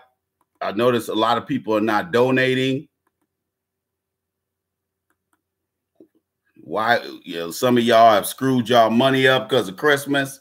You're still out here trying to celebrate Christmas. So now your money game's all fucked up till you get the income tax. Then you get the income tax back. Instead of getting money, you owe money. Oh, Trump's getting you good, ain't he? He getting that dick all up in them guts. You tearing them guts up. Tearing them guts up. Trump is shredding the middle class. Maybe you should pass another civil rights bill. Maybe that'll solve all our problems. No, they wouldn't. Because we're not talking about somebody getting a check. See, most black folks think like niggas. See, most black people, they think we talking about, you know, the Treasury, Department of Treasury just start cutting checks. Okay, we're going to give every black person of a certain age this amount of money. Then we're going to give this next age group this amount of money. We're going to, like they're just going to haul off and give a nigga $500,000. They're not going to do that. That's dumb. Hell, they don't even do that with welfare.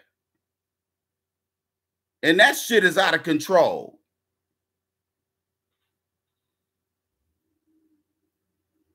But they don't care. What they don't pay for, what they used to pay for with welfare, now they taking that money out from child support.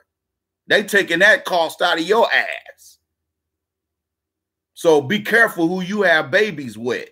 Even though my ex got a master's degree and was making damn near $60,000 a year, she still sat up there. She still had a plan. Her and her the simp she with, the Captain Save-A-Hole, they had a plan all along that she sit on her ass. It's okay if you get fired from a $60,000 a year job. I'm already over there giving you money and paying the bills, and while you lying to your ex-husband that y'all are hungry, and yet you got a $60,000 a year job, and you got a simp hanging around, a Captain Save-A-Hole hanging around. They ain't used to get no pussy.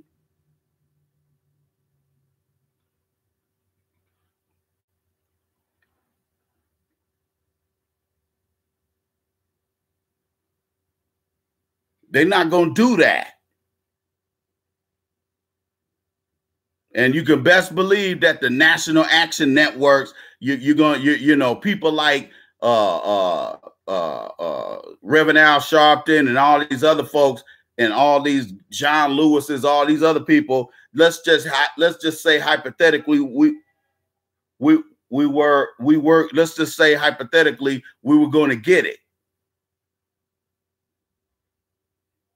The National Action Network and the Rainbow Coalition will be the first nonprofits up there talking about, hey, give those resources to us and then we'll allocate them. You're going to end up getting fucked up in the game if you expect Reverend Al Sharpton to help you get some money. It's about him getting the bag, not you. So there will have to be some direct to citizen allocation. But the stuff that really is going to count, like real estate land allocation, stuff like that, that's an asset that will take you a lot farther, longer. You might have to develop it, but that land is going to be of more or other allocations are going to be, you know, are going to be great. But cash is king. Because you can always buy all that other stuff. You see how that works? You can always invest your cash in real estate. So you're not going to want to, you know, I mean, look, some people want land because they know how to develop land. They ain't going to be the dummy that gets 10 acres and then sticks a trailer on it, or sticks one of them, where I call wood shop houses, get one of them modular houses. Or they'll get some bullshit house put on a big ass stretch of land, and they ain't even doing nothing with it. It makes you wonder, like, what is this person doing? Why do you have land when you're not doing anything with it? See, let me explain something to you.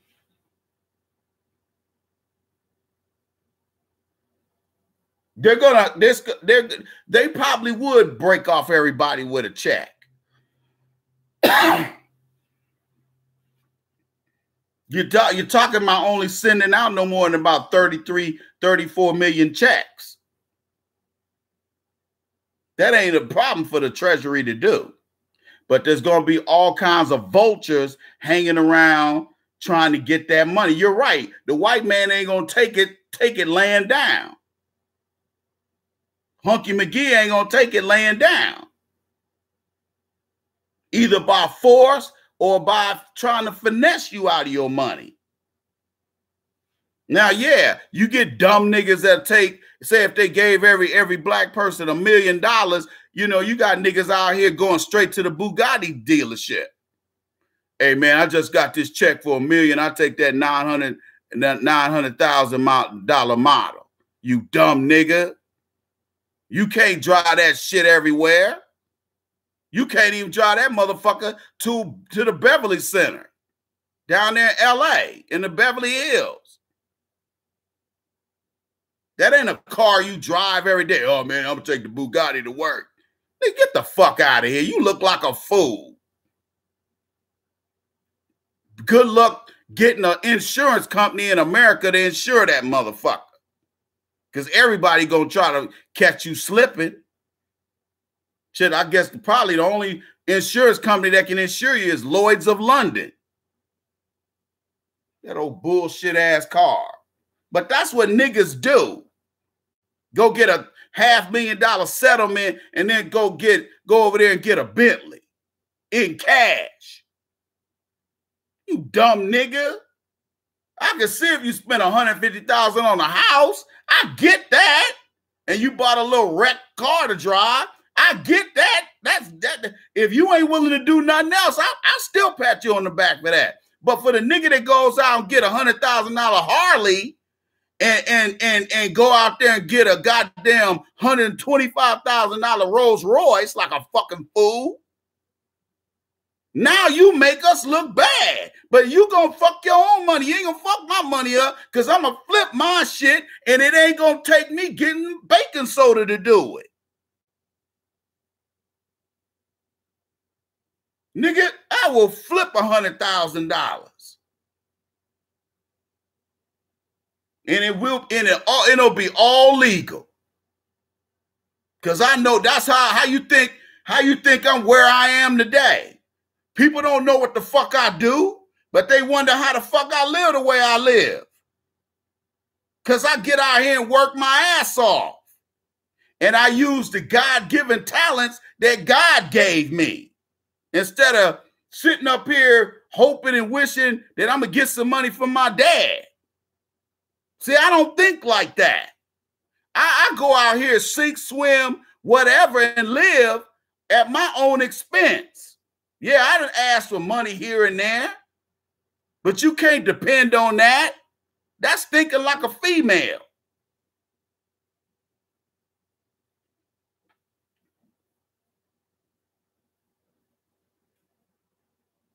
You give me $500,000, nigga, I'm gonna be a damn millionaire 2 or 3 times over in a couple years.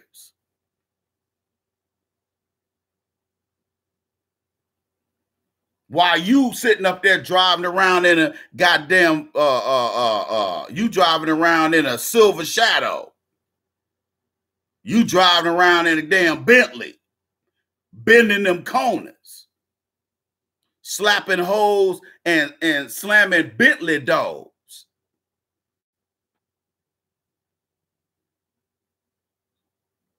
Better ask somebody. And it's going to be all kind of white scammers all around the place, all around to get your money from your ass. And a lot of niggas is going to give them their money because they think a pale face mean, you know, that mean daddy or mommy. There's going to be a whole lot of niggas back in the hood. Oh, back in the ghetto you go. There's going to be a whole bunch of niggas back on Main Street, all fucked up in the game. Still smoking black and miles, doing the same old nigga shit. So I guess to answer your question or to build on your statement, I think what you say is true, but I think part of it ain't true. I think we got some black folks out there that's better than that. I know I'm one of them. And I try to lead by the example. I try to do videos teaching you how to stack your chips instead of sitting up here wasting money on hoes. You get nothing. I don't give a fuck if you got a streak where you ain't cutting nothing but dimes. Nigga, you still losing. Because once you bust that nut, it's like, that shit ain't nothing but a memory, dog. What you got to show for it? Oh, I busted some nuts. Good for you, nigga. You want a cookie? You want to sit here and talk about all the pussy you got? Nigga, you wasting your time because, nigga, if I start talking, I'm going to tell you right now, we're going to be up all night. You're going to be telling us about 3 bitches you fuck. I'm going to be telling you about numerous bitches I fucked.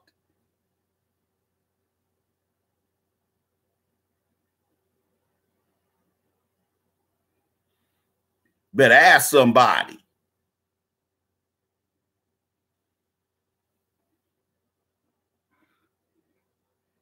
But black folks is worrying about the wrong shit. You worrying about what black folks are going to do with their money. We ain't got no money. We just backing the Democratic Party into a corner where they either going to give us what we want or we're going to allow Trump to get back in there for another 4 years, which them motherfuckers hate. And the reason why I don't support Trump one way or the other, but I love his petty politics. You know why I love his petty politics? Because every time every chance he get, he's sticking his finger in the eyes of these homos. He's sticking his finger in the eyes of them feminists, and that shit is pissing them off. And all the po-hoes out here who can't stand Trump. He's sticking his finger in their eye, and they can't take it. Because he's saying, fuck you bitches. It's a man's world. Bitch, you just up in it. Don't let what James Brown said fool you. It's a man's world.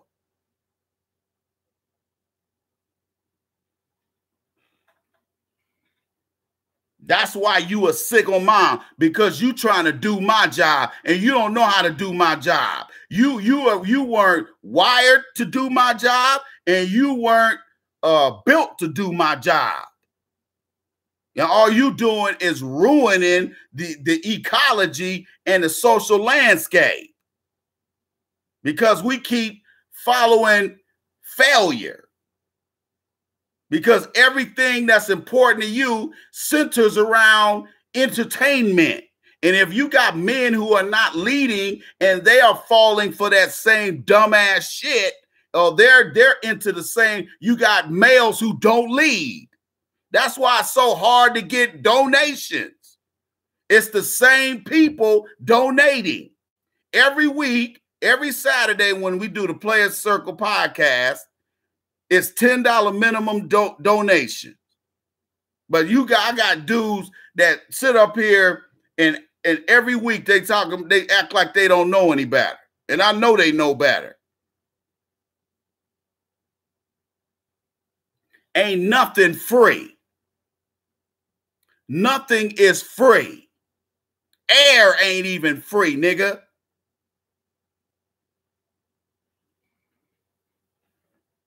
You can't even just exist for free.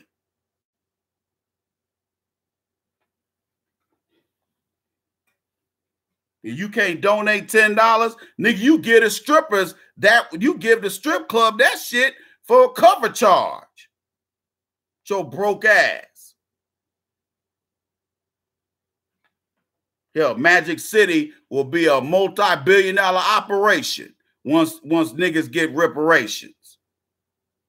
You got strippers in Atlanta that got publicists. And the simp game and the trick game is just on fleek. And the vibe in Atlanta ain't even what it used to be back in the 90s when I first went down there. It was popping in the 90s. You had Freaknik. They don't have none of that fly shit no more. They fucked Atlanta up, man. Now they got all them homos, all the homos that would be who got tired of San Francisco, the Twin Cities, or they got tired of New York City. They start moving a lot of their resources to Atlanta. Like, fuck it, man. ATL would be popping if some real players was running shit. You got niggas in Atlanta that care more about fried chicken and shaking their ass and wearing pink hair than you got brothers that's trying to lead. And that's why every black neighborhood is matriarchal instead of patriarchal. And that's why we suffer so much, because we are following women instead of us leading them. You notice men that follow women, they all about entertainment. This nigga can be my age and he's still talking about chasing bitches. Ain't got nan ho, but he's still talking that, going out here wasting time sitting in bars. When I see old niggas in the bar, my age, they're just with their tongues hanging out, talking about I'm there to get some ass. When I still see niggas doing that at my age, I'm like, I feel sorry for you, dog. I feel sorry for you. I really do. Because we already know you ain't getting no pussy. You can always tell a nigga that don't know how to get no pussy.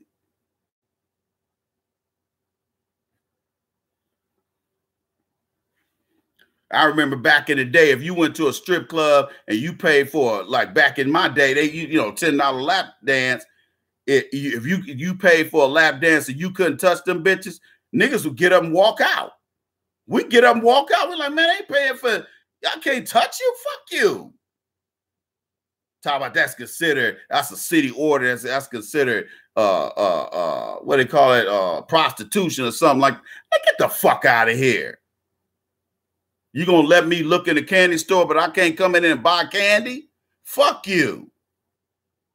See, we done let these motherfuckers get so fucking, all these little bitch made motherfuckers that's running shit. We done let them get too strong. See, back in the early 90s, strip clubs wasn't that prevalent. Now they're everywhere. And now you got strippers making bank when it was maybe the best ones back then who were making bank. They had the look, they were the best looking, but they also had best customer service. They knew how to work a dude.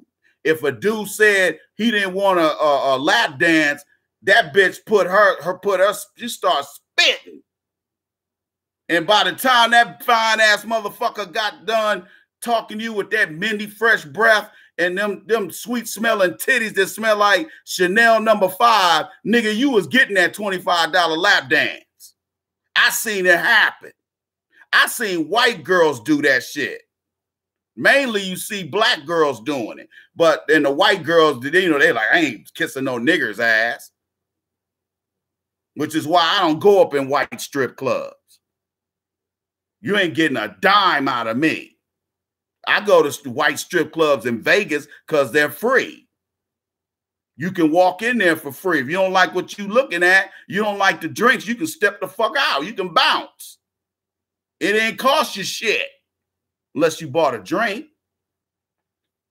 I remember the cheetah. I did videos on the cheetah that was on Showgirls. Nigga, I had my dick out in that motherfucker. They used to have a big ass dark room to the front of the strip club. And man, these guys be in there getting they swerve on, man. Oh, the girls, oh, it was badass sisters, white girls and Eastern European chicks stripping in there. Oh, it was off the chain. But they changed it. They closed that room off. Now all the areas where you get a lap dance is where you can see it from the bar. You can see if things, it ain't dark over there. It's not light, but it's not dark over there like it was in that room. Oh man, I used to love cheetahs, man. Oh man, I used to go buck wild in Vegas, nigga. Nigga, we used to go to Vegas and spit. We go to the different casinos and just spit. You understand me? We weren't sitting up there messing with no escorts. Because women, they there to party. That's why when I go to the hotel, I always be listening for the foreign voices, for them foreign language. As soon as I hear some Deutsch, I'm like, oh, where y'all from? Oh, we from Germany. I said, oh, I used to live in Germany. Okay. Where you from? Oh, we from Frankfurt. Them bitches will fuck you. They done got horny riding that 6, 7, 10-hour flight, and they get over here, they drinking and stanking and doing the things that women do when they get together. Plus they got money. Them hoes is clean. They got Armani shit on, Chanel shit. These ain't no middle class chicks. So if you a halfway decent dude, especially if you're a black man, if you can't get an Austrian chick or a German chick, something wrong. They love brothers. Nigga, I ran through them honeys over there in Germany. And no matter where you live, they're going to be into you. You don't even have to have a job. Just be there.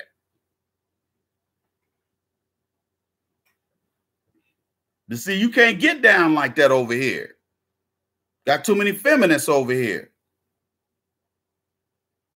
That's why I'll be telling you niggas, when you niggas get to talking shit, talking about, oh man, you don't know shit. I'll be like, nigga, you ain't slang no dick. Nigga, I used to slang dick like Michael Vick. Ask about me, nigga. I've had women come from foreign countries over here to live with me. That's how much game I got. How much game you got. Nigga, you can't get a bitch from 2 blocks over to move in with you.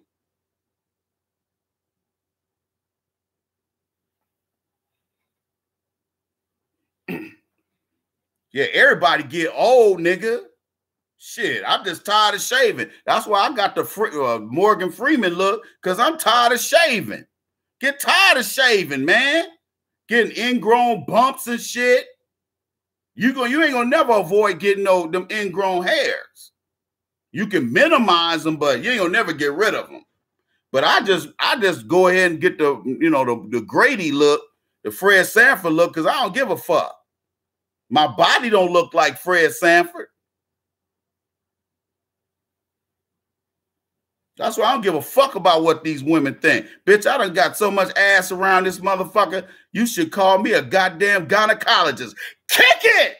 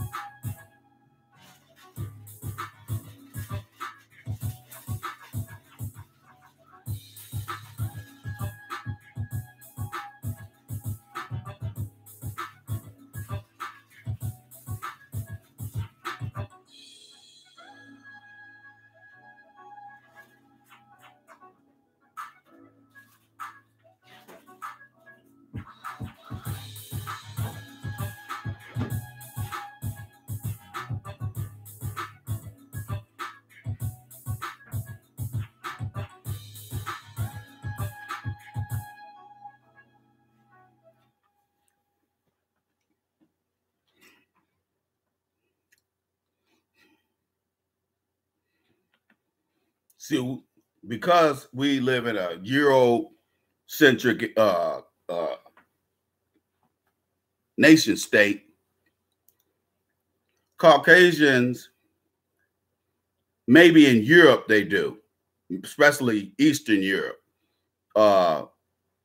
Becoming an elder is important.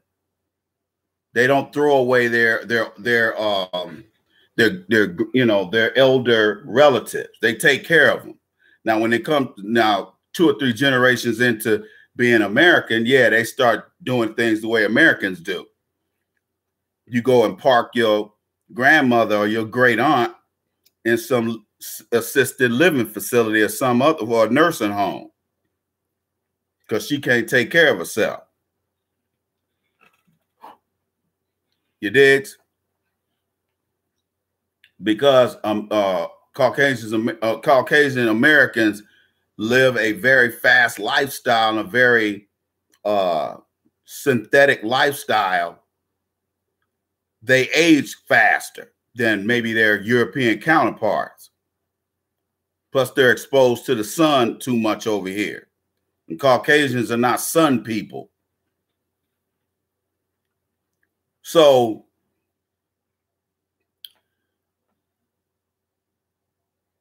because they age so fast over here, they don't value getting old. And so we've been totally assimilated. So the way we see it, we don't want to get old either. We want to fight against that, when part of African culture is taking care of your elders. We brought that over from Africa, and now we park our relatives in nursing home. But a lot of times, a lot of these parents, like if you got a parent like my father was, you know, when they, you know, a narcissist and a selfish individual who's jealous of his own sons, if they do something that's you know, that he views as, you know, something he can't do, or he ain't got the cojones to pull off, then he's jealous. And we all know that. And I've taught you over the years from a mental health standpoint, anytime a man is jealous of another man, that man potentially thinks like a female, because a man, when he looks at another man, say, hey, you got it going on, you got it cracking. A man says, how can I get it cracking? You know, I think I'm gonna try to get it cracking so I can live like you live. And that's what a man says. But a hater and a jealous female-minded individual, he looks at somebody, he looks at the other guy and say, I want what you got. That's what women do. A woman will say, a man will say, oh, hey, Dexter, hey, man, your woman's the bomb diggity. You know, I got to give me a woman like you. No, American women, the way they think is if they friend or they sister got a man that's fine and maybe he checks all the boxes, she will be like, instead of saying, I want to get a man like Tony, they say, no, I want Tony. And I'm going to get Tony. Even if that ruins that relationship. See, when you're dealing with females like that, how can you build anything? How can you build anything with a woman that thinks like that? Well, that's the average black female in America. That's how they think. And if that ain't a secret alliance between black women and Caucasian males, I don't know what is, because they damn sure ain't working on our behalf or the behalf of the black race. Everything they do is to destroy the black race from the inside.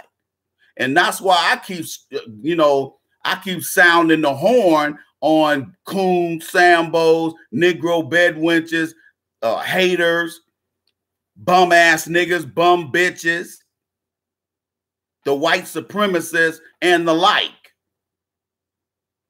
I sound the horn on these people. Let me get back to that Grantham dude that I saw on CNBC. I think it was Thursday morning. Let me get back to him. I think this guy's a billionaire hedge fund owner. And I told you, former hedge fund owner. He said, why is somebody like him talking about population control? We talked about this about an hour and a half ago. Why is he concerned about population control? Why is he concerned? And then he said something else that got mine when he said about emerging markets. I told you 20 years ago, emerging markets was China. Anything in that corridor, Taiwan, Hong Kong, Guangdong, Shandong.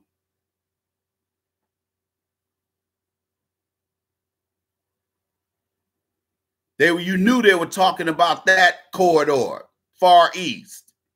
But now when they talk about when they start talking about emerging markets, they talking about going into Africa, decimating Africa, like King Leopold II in the Congo. Let me give you guys another little history lesson. Let me tell you about these devils. Let me tell you what they did.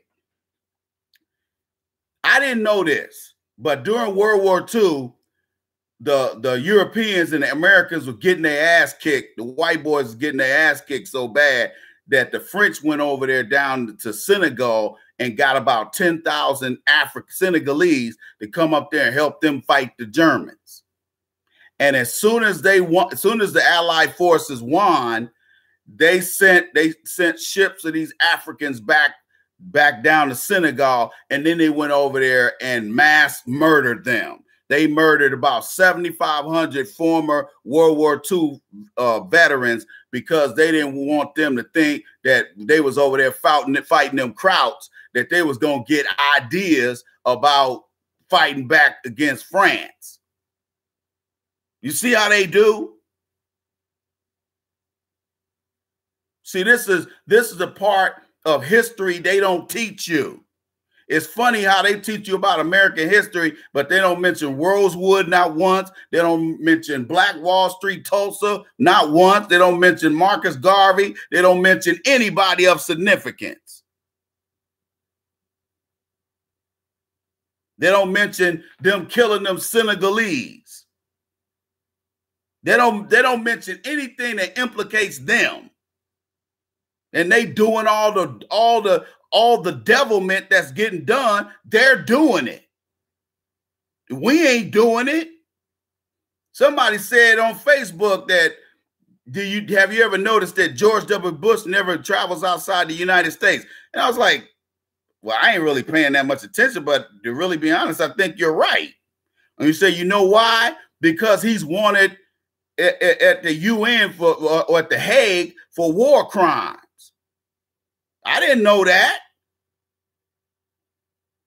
So he won't leave the U.S. I got to confirm that. I'm not all the way 100% on that. But some of what the dude said made sense. That they said they quietly convicted him of war crimes or put out an international warrant for him for sending people over into Iraq to decimate Iraq and to decimate Afghanistan over some flawed information that he knew was flawed information. Because some of it came from Clinton. So you know they lying.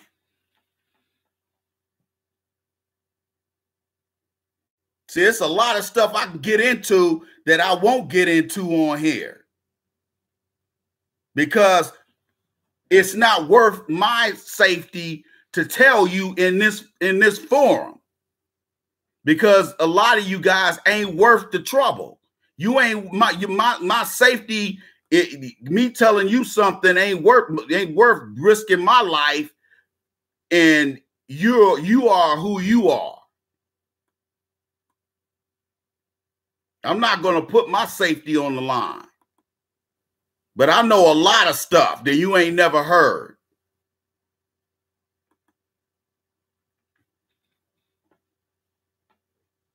There's a lot of stuff that the Americans and the Europeans have been doing for hundreds of years, and they pray that we never read about these stories and pass these stories along.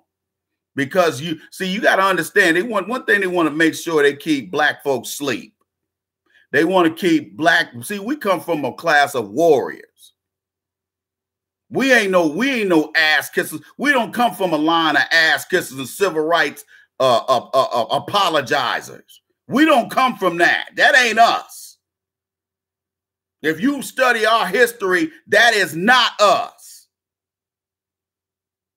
That's why they always try to keep the American black people subjugated, because they know when we finally get tired of the bullshit and we the only ones who are going to fight back. Even if we ain't got weapons, they know we'll fight back. And that's what and don't let us get some of these other races that sympathize with the cause. That's even a bigger problem. That's why they got to keep all the races hating each other and fighting against each other, when all of them and all you motherfuckers in the same boat. We all in the same boat. We all niggas. But you think you a higher class nigga than me because you a Mexican. You're a fucking idiot.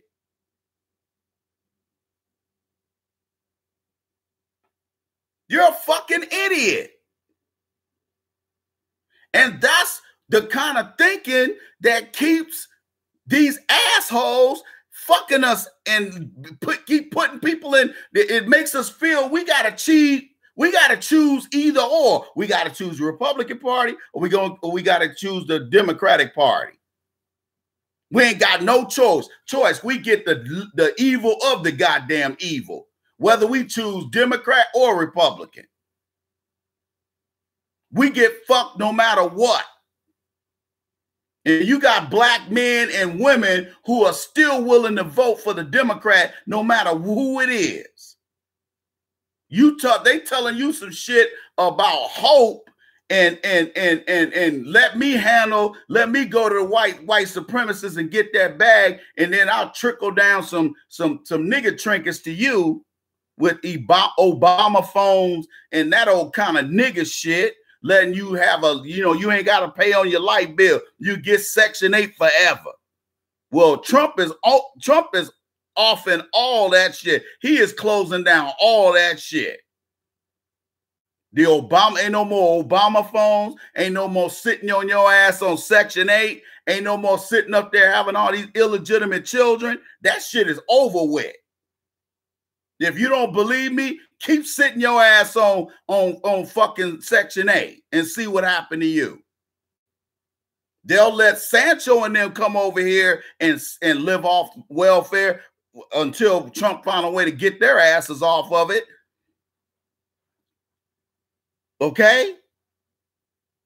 You're going to still see everybody step over you and get that bag while you still down there talking about, wade in the water, we some niggas children. Y'all still sitting around singing Negro spirituals, and all these people that come from other countries that come over here, can't even speak a lick of English, come over here and get put on. While you still sitting down here talking about Crip and blood. You still on some dumb shit that ain't taking your people anywhere.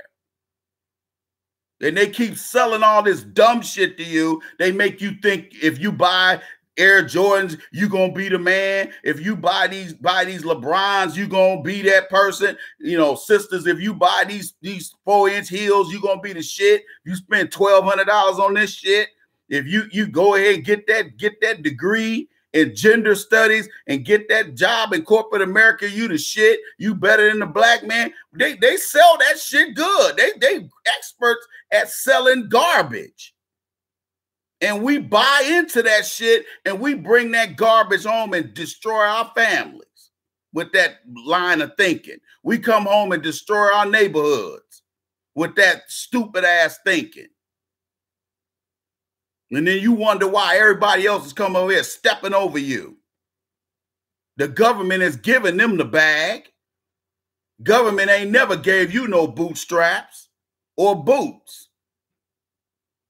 And you got niggas still sitting up here. You got niggas up here talking about what y'all niggas trying to get reparations for. These would be the main niggas standing in the front of the line talking about where my shit. Y'all wasting y'all time. Anytime, like I said again, anytime you have the former DNC chairman saying to you, shut the F up, something is going on wrong over there at the Democratic Party. Hey, y'all. Hey, no super chat. Hey, T Mark DC. If you when you donate, here's what you do. You go to my Cash App, and donate your $5.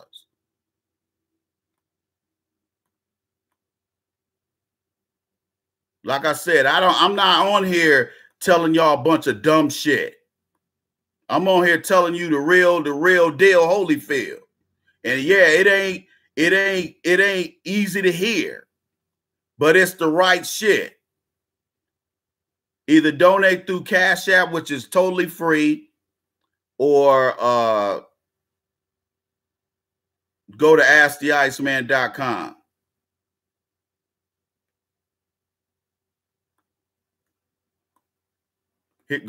Scroll down to the donate button. Yeah, I don't have super chat set up. That's all right. You know, you didn't know. Most people don't know. But hit me on the Cash App. That's totally free. Or you can go to asktheiceman.com, scroll down to the donate button and hit me right there.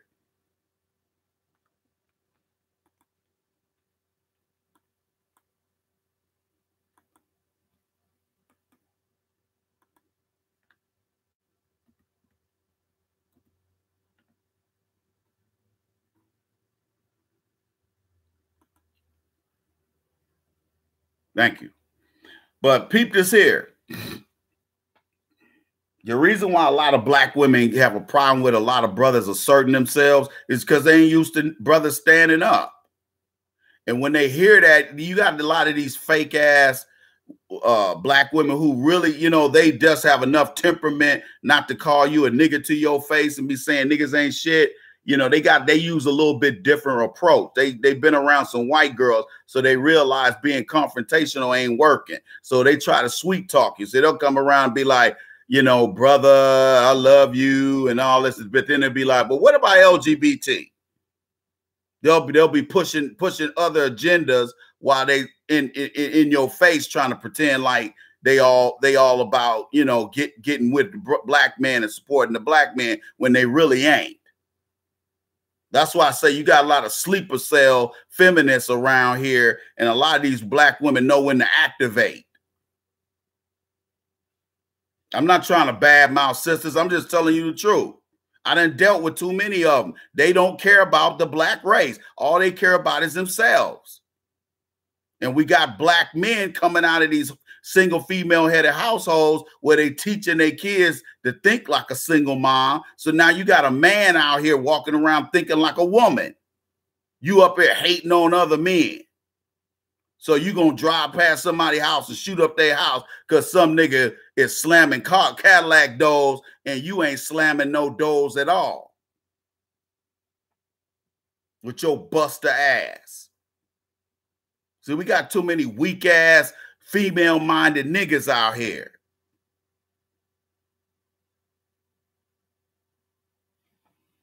And now that it's time to start building, niggas is running like roaches with the lights on, because the possibility of you having to put up or shut up and these resources be passed to you, you gonna turn around and fuck them up and make sure KFC stock goes through the roof. Get this sandwich stupid ass motherfucker out of here. Let me get this fuck face out of here. Always got to be one. Let me tell y'all something. Let me explain something to you, man.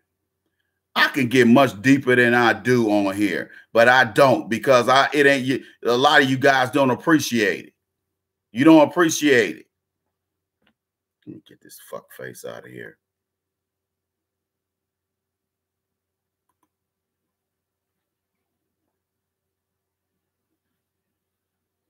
Guys, if you come in here saying dumb shit, I'm going to block you. I have no problem.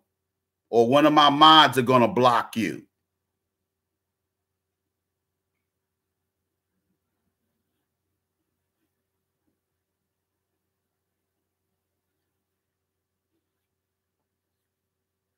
The time has come for black folks to stop making excuses and start standing together.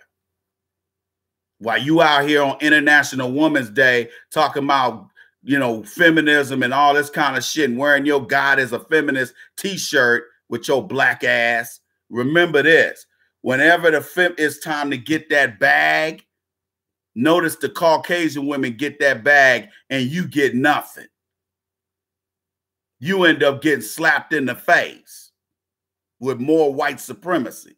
But you out there standing out there with your nipples freezing, talking about women's equality. You sound like a moron talking about having some equality with a man. That's a moot point. You ain't gonna never be equal to no man. Shut the fuck up. Sit your ass down. Why are we wasting time talking about this shit? See, a lot of you guys will sit there and listen to these whores run their mouth, talking about nothing. You ain't supposed to be equal to no man, just like I ain't supposed to be equal to you. So you know when they talking about equality, how is the white woman lacking anything? She lays in bed with the Caucasian male that owns 80% of all the resources. How the fuck is she marginalized? You see, like I said, I figured that lie out doing my master's in social work program. I figured that lie out. I'm like, how are you disadvantaged? You get into bed with that motherfucker every night. Fuck you talking about? You trying to tell me that you as a Caucasian woman is bad off in society as the black woman? Are you fucking, and see, black women believe that shit. These black women believe that shit. You can't believe in that type of ideology and that kind of propaganda. That's damn near, that's Nazi shit. That the white woman is marginalized as your black ass is. If you believe that, I got some oceanfront property to sell you in New Mexico. You're a damn fool to buy into feminism when that shit is based on some white supremacist goddamn principles. Straight out of Langley, Virginia. You got dumbass niggas sitting around worrying about fucking equality. When you ought to be worrying about where's my check? Where's the black man's check at? You out here LGBT. Because you think that makes you a more valuable nigga because you LGBT. Because you like dicks on your forehead, you supposed to be a better black person than I am. Nigga, if you don't get the fuck out of here, because you like dicks on in your eardrum, we supposed to look at you as a higher form of black person. Nigga, if you don't get the fuck out of here. Because you like to surf the Hershey Highway, then you a doo-doo chaser. You supposed to be a better black person than I am. Nigga, again, will you get the fuck out of here? That's why we losing. Because every time we try to get some shit popping, we got some coon or some Sambo or some old Negro Bedouins talking about civil rights or women's equality rights or women's reproductive rights.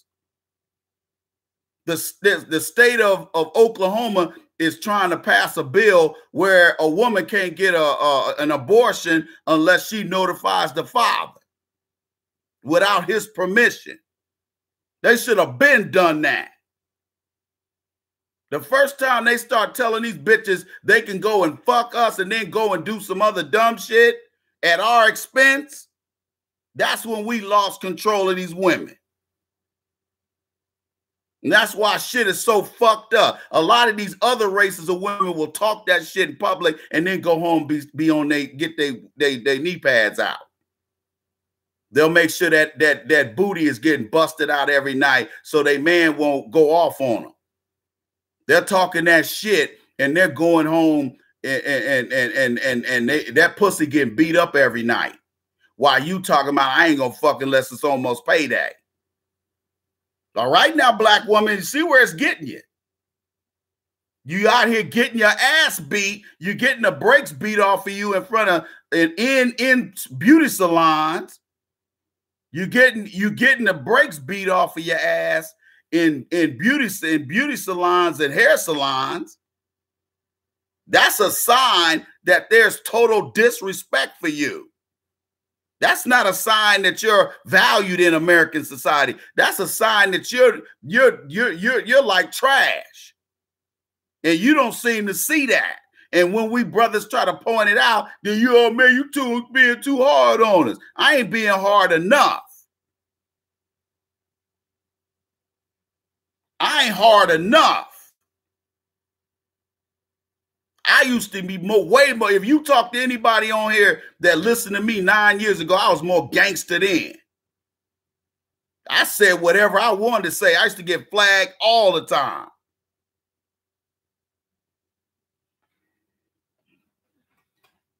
See, it might be funny to you. I don't know why it's funny.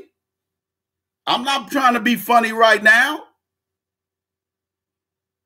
Black folks, man, we in trouble. And the reason why you got cat, the reason why they even got reparations in their mouth, I'm talking about the Democratic Party. The only reason why they got reparations in their mouth is because they know they ain't gonna be able to avoid it. And they've every last candidate publicly, I don't know if Amy Klobuchar has, but every candidate so far has admitted they ain't giving black folks a damn thing, and they was just talking shit. They've already admitted it, which is something that we've never, ever been able to get them to do, to admit that they're just blowing smoke up our ass for votes. Black folks are the dumbest group of voters. We go out here and give votes away to be popular with white zaddy and white mommy. We the dumbest motherfuckers on the planet. And finally, some black men grew a brain and said, I'm not voting for Hillary Clinton. Black men decided the 2016 election. They don't want to admit it, but they did. Black men damn near gave Trump the presidency because we sat home on Hillary Clinton. We was like, vote for Hillary Clinton? Nigga, I'm cool. We did just like this. But almost 100% of black women voted for Hillary Clinton. Why? Because because black women don't care. Matter of fact, it goes even beyond that. They're total narcissists, just like their white female counterparts. Because black women, it's just like the Southern strategy with LBJ.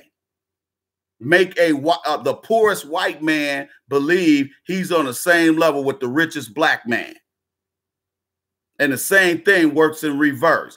The white version, the white female feminist has fooled the black female feminist into manipulating her into believing that their struggle is the same.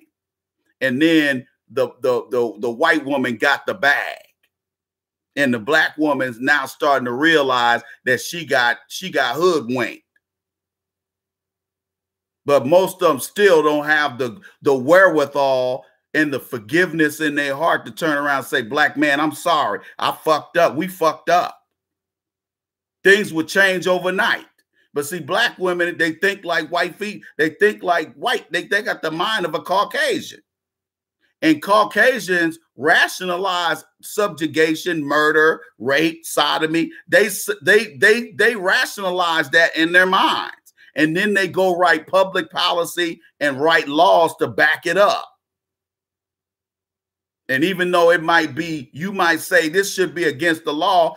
If it says that they can do that to you, they're going to do it.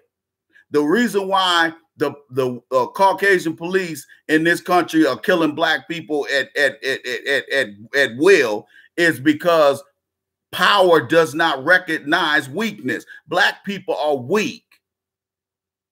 In our current social state, we are weak because we are trying to, by proxy, get white liberals to do our bidding at the county, state, municipal, and federal level. And every time, all they do is con us into voting for them. And as soon as they get in office, they fuck us. They pass legislation or ordinances that fuck us and nobody else. They ain't even got to say black. Ask people that lived in South Central LA about them kind of draconian laws. You can be a wetback, you can be an illegal alien and be driving around with no insurance and not get your car impounded for 30 days. But if you're American, they'll take your vehicle if you don't have car insurance. Ain't that a bitch? They're passing laws all around the country, city ordinances, so they can be sanctuary cities for these criminals. And you wonder why Trump and them are railing against these people. You ain't one of these black or white families that got to bury your family because the city or the county said we ain't going to do our job. Because the liberal, the Nancy Pelosi's want nannies. They want to be able to pay nannies $3 a day.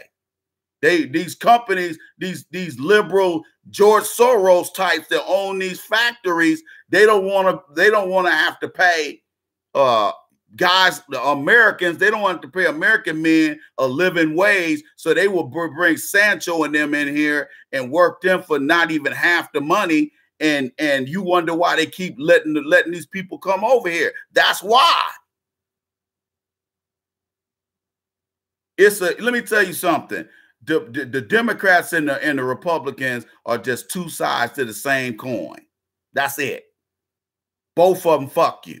The Republicans tell you, look you in the eye and say they're going to fuck you. The Democrats come up from behind, dig in your ass, rub on your titties, and rub on your pussy and tell you this is going to be the best dick you ever had. And then they give it to you with no Vaseline and no KY. So in both instances, with both groups, you're getting fucked. And it's not just us that get fucked. We might bear the brunt of it, but it's all these other folks getting fucked too. But they're not going to take it out on Trump. They're going to go right down there to the ballot box and vote for Trump again, even though they're voting against their economic best interest. They're still going to vote for Trump because you don't understand how strong white supremacy is. It's a religion. And they are 100% on board, whereas you ain't. You sitting up there talking about you LGBT first. You a female first. Instead of saying I'm black first. That's what everybody else is saying. You being a dumbass. And that's why black women are now in the position where they're starting to be left behind. Brothers are abandoning the hood. They're like, fuck this shit. I'll go to the military to get the fuck out of here, get away from your ass, and get away from this bastion of single mother epidemic. You go around to any of these ghettos around the country, and they're a wasteland with nothing but po-ass single moms who can't get out.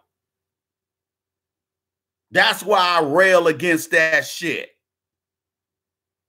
It ain't because I hate women or I got something against women. It's because look what's happening to us. We're going backwards. We're not going forwards.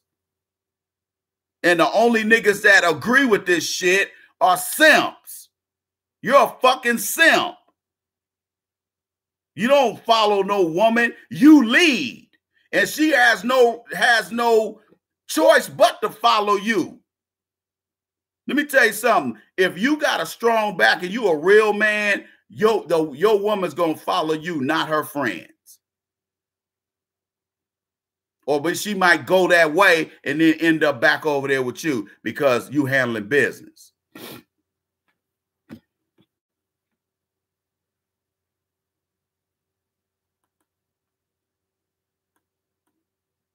Like I said, we got too many men out here that value popularity amongst women instead of being leaders.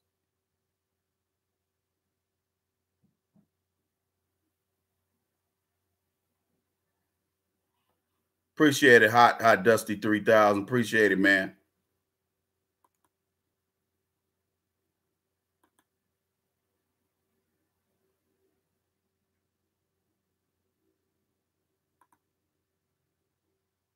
Yeah, I'm trying to drop this game. But I'm trying to tell y'all, man, I'm not against black women. I'm against feminism. I mean, and I'm against any black woman that supports that shit because it destroys a community. It don't build it up. If you got women who's supposed to be in a supportive role and they ain't doing nothing but stealing, they ain't even taking, they stealing, using the white man's laws and his social structure to fuck us over, you got it coming. You can twist this shit any way you want. You got it coming. Even you hoes that found a way to get a husband. Sooner or later, you're gonna fuck yourself. You're gonna think Captain Saverhole got all that money, and you're gonna look around, he ain't got shit. That nigga gonna get hit by a Greyhound bus, or he gonna get cancer, or he gonna get you think y'all gonna bone on out through the quasars and the zeniths, and he end up getting prostate cancer, and his dick don't get hard no more. That's gonna happen to you. And all the trail of black men you done fucked over, who range from your own children to all your ex-husbands or ex-boyfriends, you gonna, on your deathbed, you gonna wish you had done right by people. Because let me tell you something about black folks. Black folks, let me tell you something. Most people don't go to the grave being able to fuck too many people without somebody fucking them. It just don't work out like that for us. So all you hoes out there, that you renegade hoes out there that want to be out here and be out of pocket, sooner or later, you're going to get yours.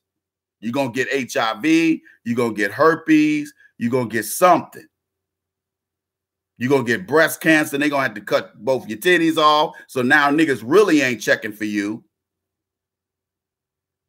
Whenever I meet women talk about, I'm a breast cancer survivor, I said, good for you, call Susan Komen, bitch. You ain't getting no sympathy from me. The pimpings must go on. You ain't getting no sympathy over here. You drop draws or you get the fuck out. It's ass, cash, or grass. Nobody rides for free, bitch. I don't do Instagram. I don't do Snapchat. I don't do none of that shit. If you ain't actually over here giving me the business and working it with no hands, you ain't getting, ain't no money going, my attention ain't gonna change hands.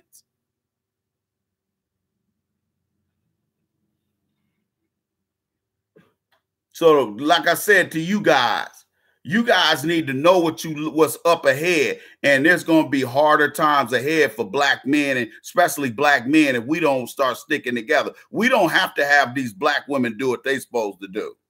We don't have to.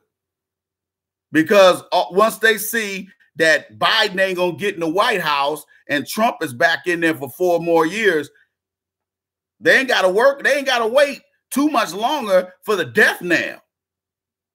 See, right now, what Trump is doing is all his army of lawyers. They're going through all the constitutional law. They're going through all the laws and figure out how they can start cutting off welfare to these illegals. They're going to start cutting the welfare. They already done start cutting HUD for all these single moms. You got black women all over the country posting on Twitter their 60-day notice that they're gonna be off Section 8 and they're gonna have to pay market value for that rent.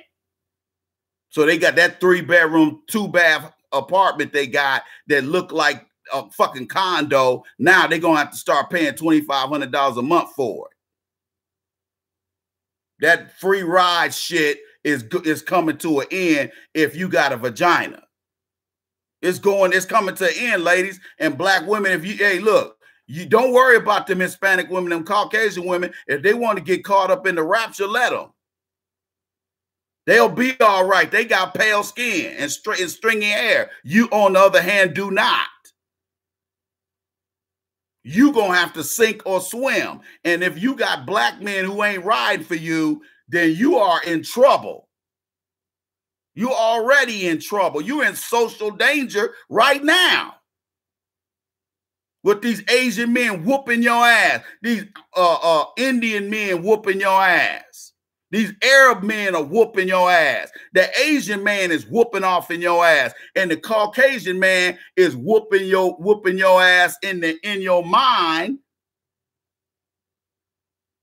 And economically, he's depriving you of real resources, not that welfare wick shit.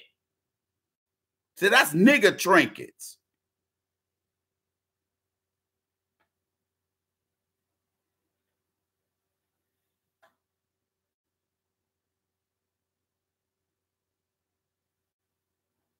That's why I'm trying to break y'all off some knowledge. I know a lot of cats don't want to hear this, but it is what it is. It is what it is. I know cats don't want to hear this shit because they know I'm talking about their mama. But it is what it is, man. How you gonna defeat the problem if you don't talk about it? You got to start talking about it. I'm putting it out there for you to deal with. You could be a coward and not deal with it. That's your business. But you gonna get left behind because when them resources, I'm telling you right now, them resources are coming down the pike.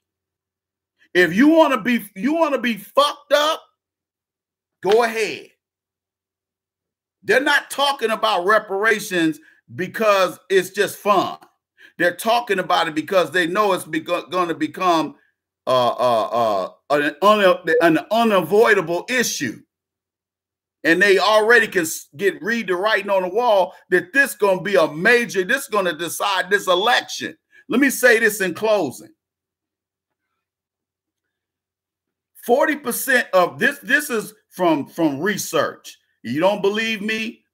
I don't know how to explain it to you. This is straight up what it's called election statistics. We'll just label it that.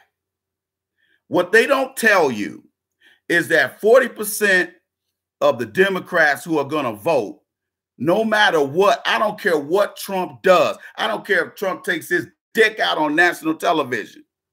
They're going to vote for Trump. 40%. Don't let them fool you. And that's across socioeconomic lines. That's across race lines. That's across gender lines.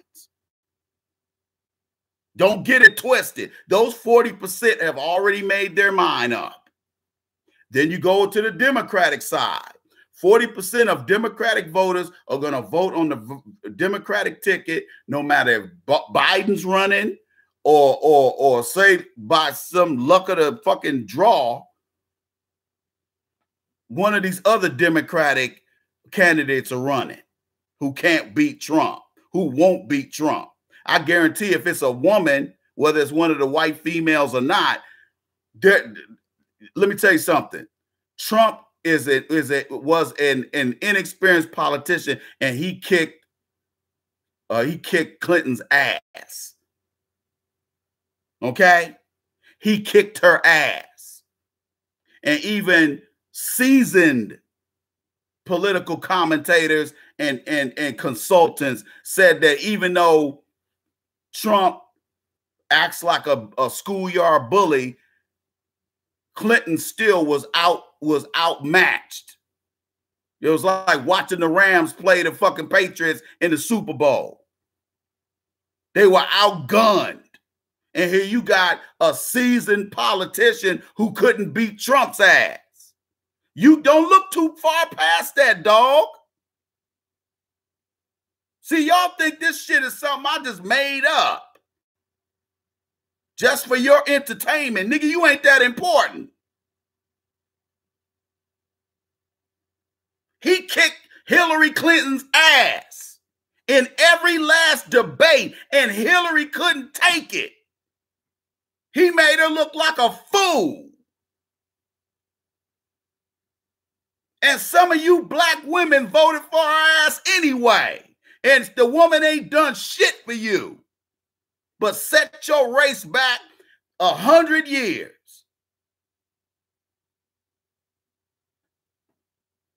%40 of the Democratic voters are going to vote for the Democratic ticket no matter what.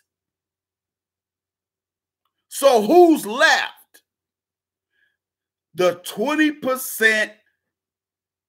You'll hear Donna Brazile say this when the Raging Cajun used to be on CNN all the time. The white dude, the LSU dog, he went to LSU. The bald-headed white dude, Clinton's homeboy. I've heard him say it, and these are the top political consultants in the game. 20% of the people who are undecided, independent, Republican, or Democrat who are on the fence. That's who everybody is campaigning to, not that other 80% dumbass niggas. They already decided who they gonna vote for. Do you think that you could go to an 80-something-year-old man like my father and get him to vote for Trump? And he's a lifelong Democrat? Nigga, please, you wasting your time. I don't care if you make a compelling argument. He still ain't gonna vote for Trump. So the 20% are the people that they really trying to get down with. They trying to get them Trump voters who are leaning toward the Democrat if they say something that they want to hear, and vice versa. And then you got the independents. I don't know how many of them. It could be 5 or 6% of them are independent. Could be more, who are on the fence, who are like, I can go either way. The smart people stay home. You're going to see more black men sit this election out than we did last time in 2016. Black men are not voting for the Democratic ticket. They're not. Only the coons are. Only the Sambos are. And only black women are. The smart people are going to sit home and look at the lies that CNN tell. CNN got caught in so many lies, they were embarrassed because they had Hillary Clinton winning all the way. They're sitting up there telling bold-faced lies. And here Trump done already ran the goddamn table. And you still gonna go out here and vote the Democratic ticket. I'm not saying go out there and vote for Trump. The point I'm trying to make is this shit is already rigged. You wasting your time. So you might as well get something out of it. Let me tell you something about the Democrats. If they dug up any Republican, they would tolerate that person more than they tolerate Trump. Them Democrats hate Trump. They hate him. They want to beat Trump bad. And Trump is sticking his finger at him saying, you ain't got nobody that can fucking take on the champ. Trump is walking around like he Muhammad Ali in 75. Okay? And you can sit there and laugh at Donald Trump, laugh at his hair, laugh at him, call him a racist. You call him fuck you want. He's still in the White House, ain't he? And while you sitting there on some schoolyard shit, He in there running shit like a boss. You might not like what he doing, but if you know economics, you know he's steering this country in the right direction. The only problem with him, he ain't presidential. They say you can't run America like a business. Somebody need to start. I'm not voting for Trump. I don't support or deny that Trump exists. I don't care. I ain't got a dog in this fight. I'm going to win regardless. Why? Because I'm going to go out here and grind on these streets. While you sitting around here complaining about Trump being a racist, nigga, I'm going to be out here getting mine.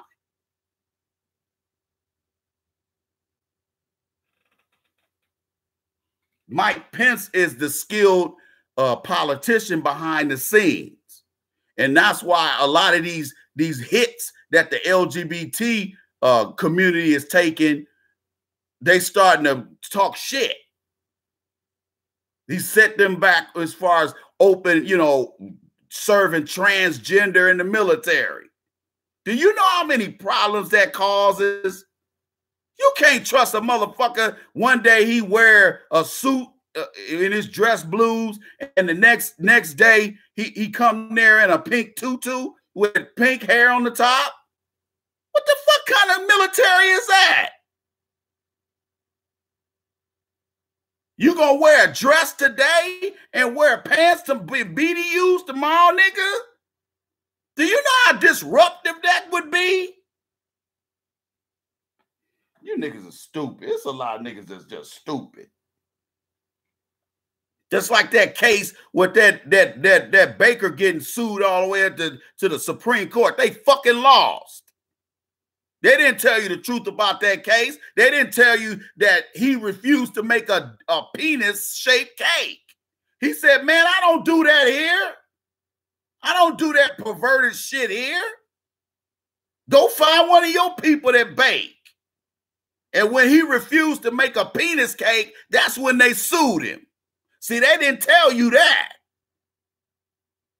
That's why you got to stop following everything. Just because Joy Reid is on TV don't mean Joy Reid is telling the truth. She got a boss. And he's white. And he tell her ass what to say. So you can't believe shit that Joy Reid says. You can't believe none of them say, including Reverend Al. Because all of them are there to keep you confused. All why they get the bag. They ain't trying to fix these problems. You think Reverend Al want to end racism? If we do, he won't have a job. See, if we get reparations, Reverend Al and all of the, and Rolly the Boulay Bird, all of them are out of, Angela Rye Wheat, Pumpernickel, all of them are out of work. All the black bootlicks that you see on MSNBC, CNN, HLN, MAN, WON, BON, all of these black folks that you see, these so-called political operatives, all of them are just there to make money off the system. They're not there to try to help black people. Do you really think Roland Martin's trying to help black people? That's why I tell people, black folks, if black man, don't let them talk. Don't let these women tell you that bullshit, manipulate your mind, telling you, oh, you don't vote, we gonna have 4 more years of Trump. So you done had worse than Trump as a president. Nigga, you lived through the Reagan era. Every president that's been in the White House has fucked black folks one way or the other, or fucked us through omission. You better use your brain. You think Trump is the worst president black folks done had? Nigga, you are out of your mind. That's why I told black folks on my other Facebook page, I said, brothers, you are in a win-win situation. If Trump wins, down with feminism. Feminism's going to continue to take a blow. And if we can get Roe v. Wade, Do you know what kind of damage it does to these bitches if they fuck up Roe v. Wade, even if they manage to get it back on the books in 5 or 10 more years? Do you really realize how much of a blow that is to these feminists? Because they're already going after the birth control companies. The Republicans are going after the birth control companies. They trying to change birth control. Why you think these women are talking so much shit? Because they can't whore around. And see, back in my day, if you were a whore, you ended up having a baby by another nigga. And everybody knew. So you had to leave town. Now that they have the pill, women can fuck all the men they want. You don't know how many men they fucking. Because they on the pill. They ain't getting pregnant. But then that presented another set of problems. Women, their promiscuity got them STDs. Because, yeah, they solved the pregnancy problem. Now, how we solve the STD problem. I know, as a man out here in these streets, I'm wearing a condom. I don't care whether you're on the pill or not. I don't care. I used to ask. I don't ask no more. I'm like, I don't care because I'm strapped up anyway. I ain't dipping in your fucking Kool-Aid, and I don't know how many niggas you been with. These women out here sleeping with 30, 40, 50 men by the time they 40. That's a lot of dudes running through them. That's, man, look, man, I'll be here all fucking night trying to put y'all up on game. Everybody go to AskTheIceman.com, scroll down to the donate button, and donate $10 today. You know, the best way you can serve your community is by spending your dollars in the community. Spend your money with Black-owned businesses. You know, every year we go out here and spend trillions of dollars on Christmas, and what does it get us? Nothing. Black folks are continuing to be in last place. Do you want to go through another presidential election, especially one that we can upend and maybe get some resources out of it? Or do you want to just have business as usual? Well, keep on. When you see how Black women are being treated in America, that's the example of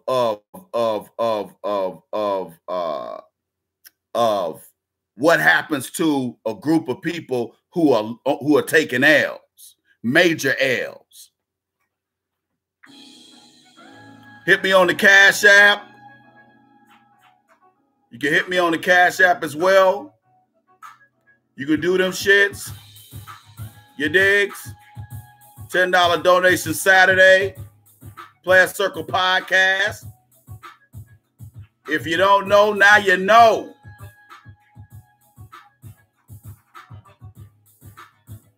You digs?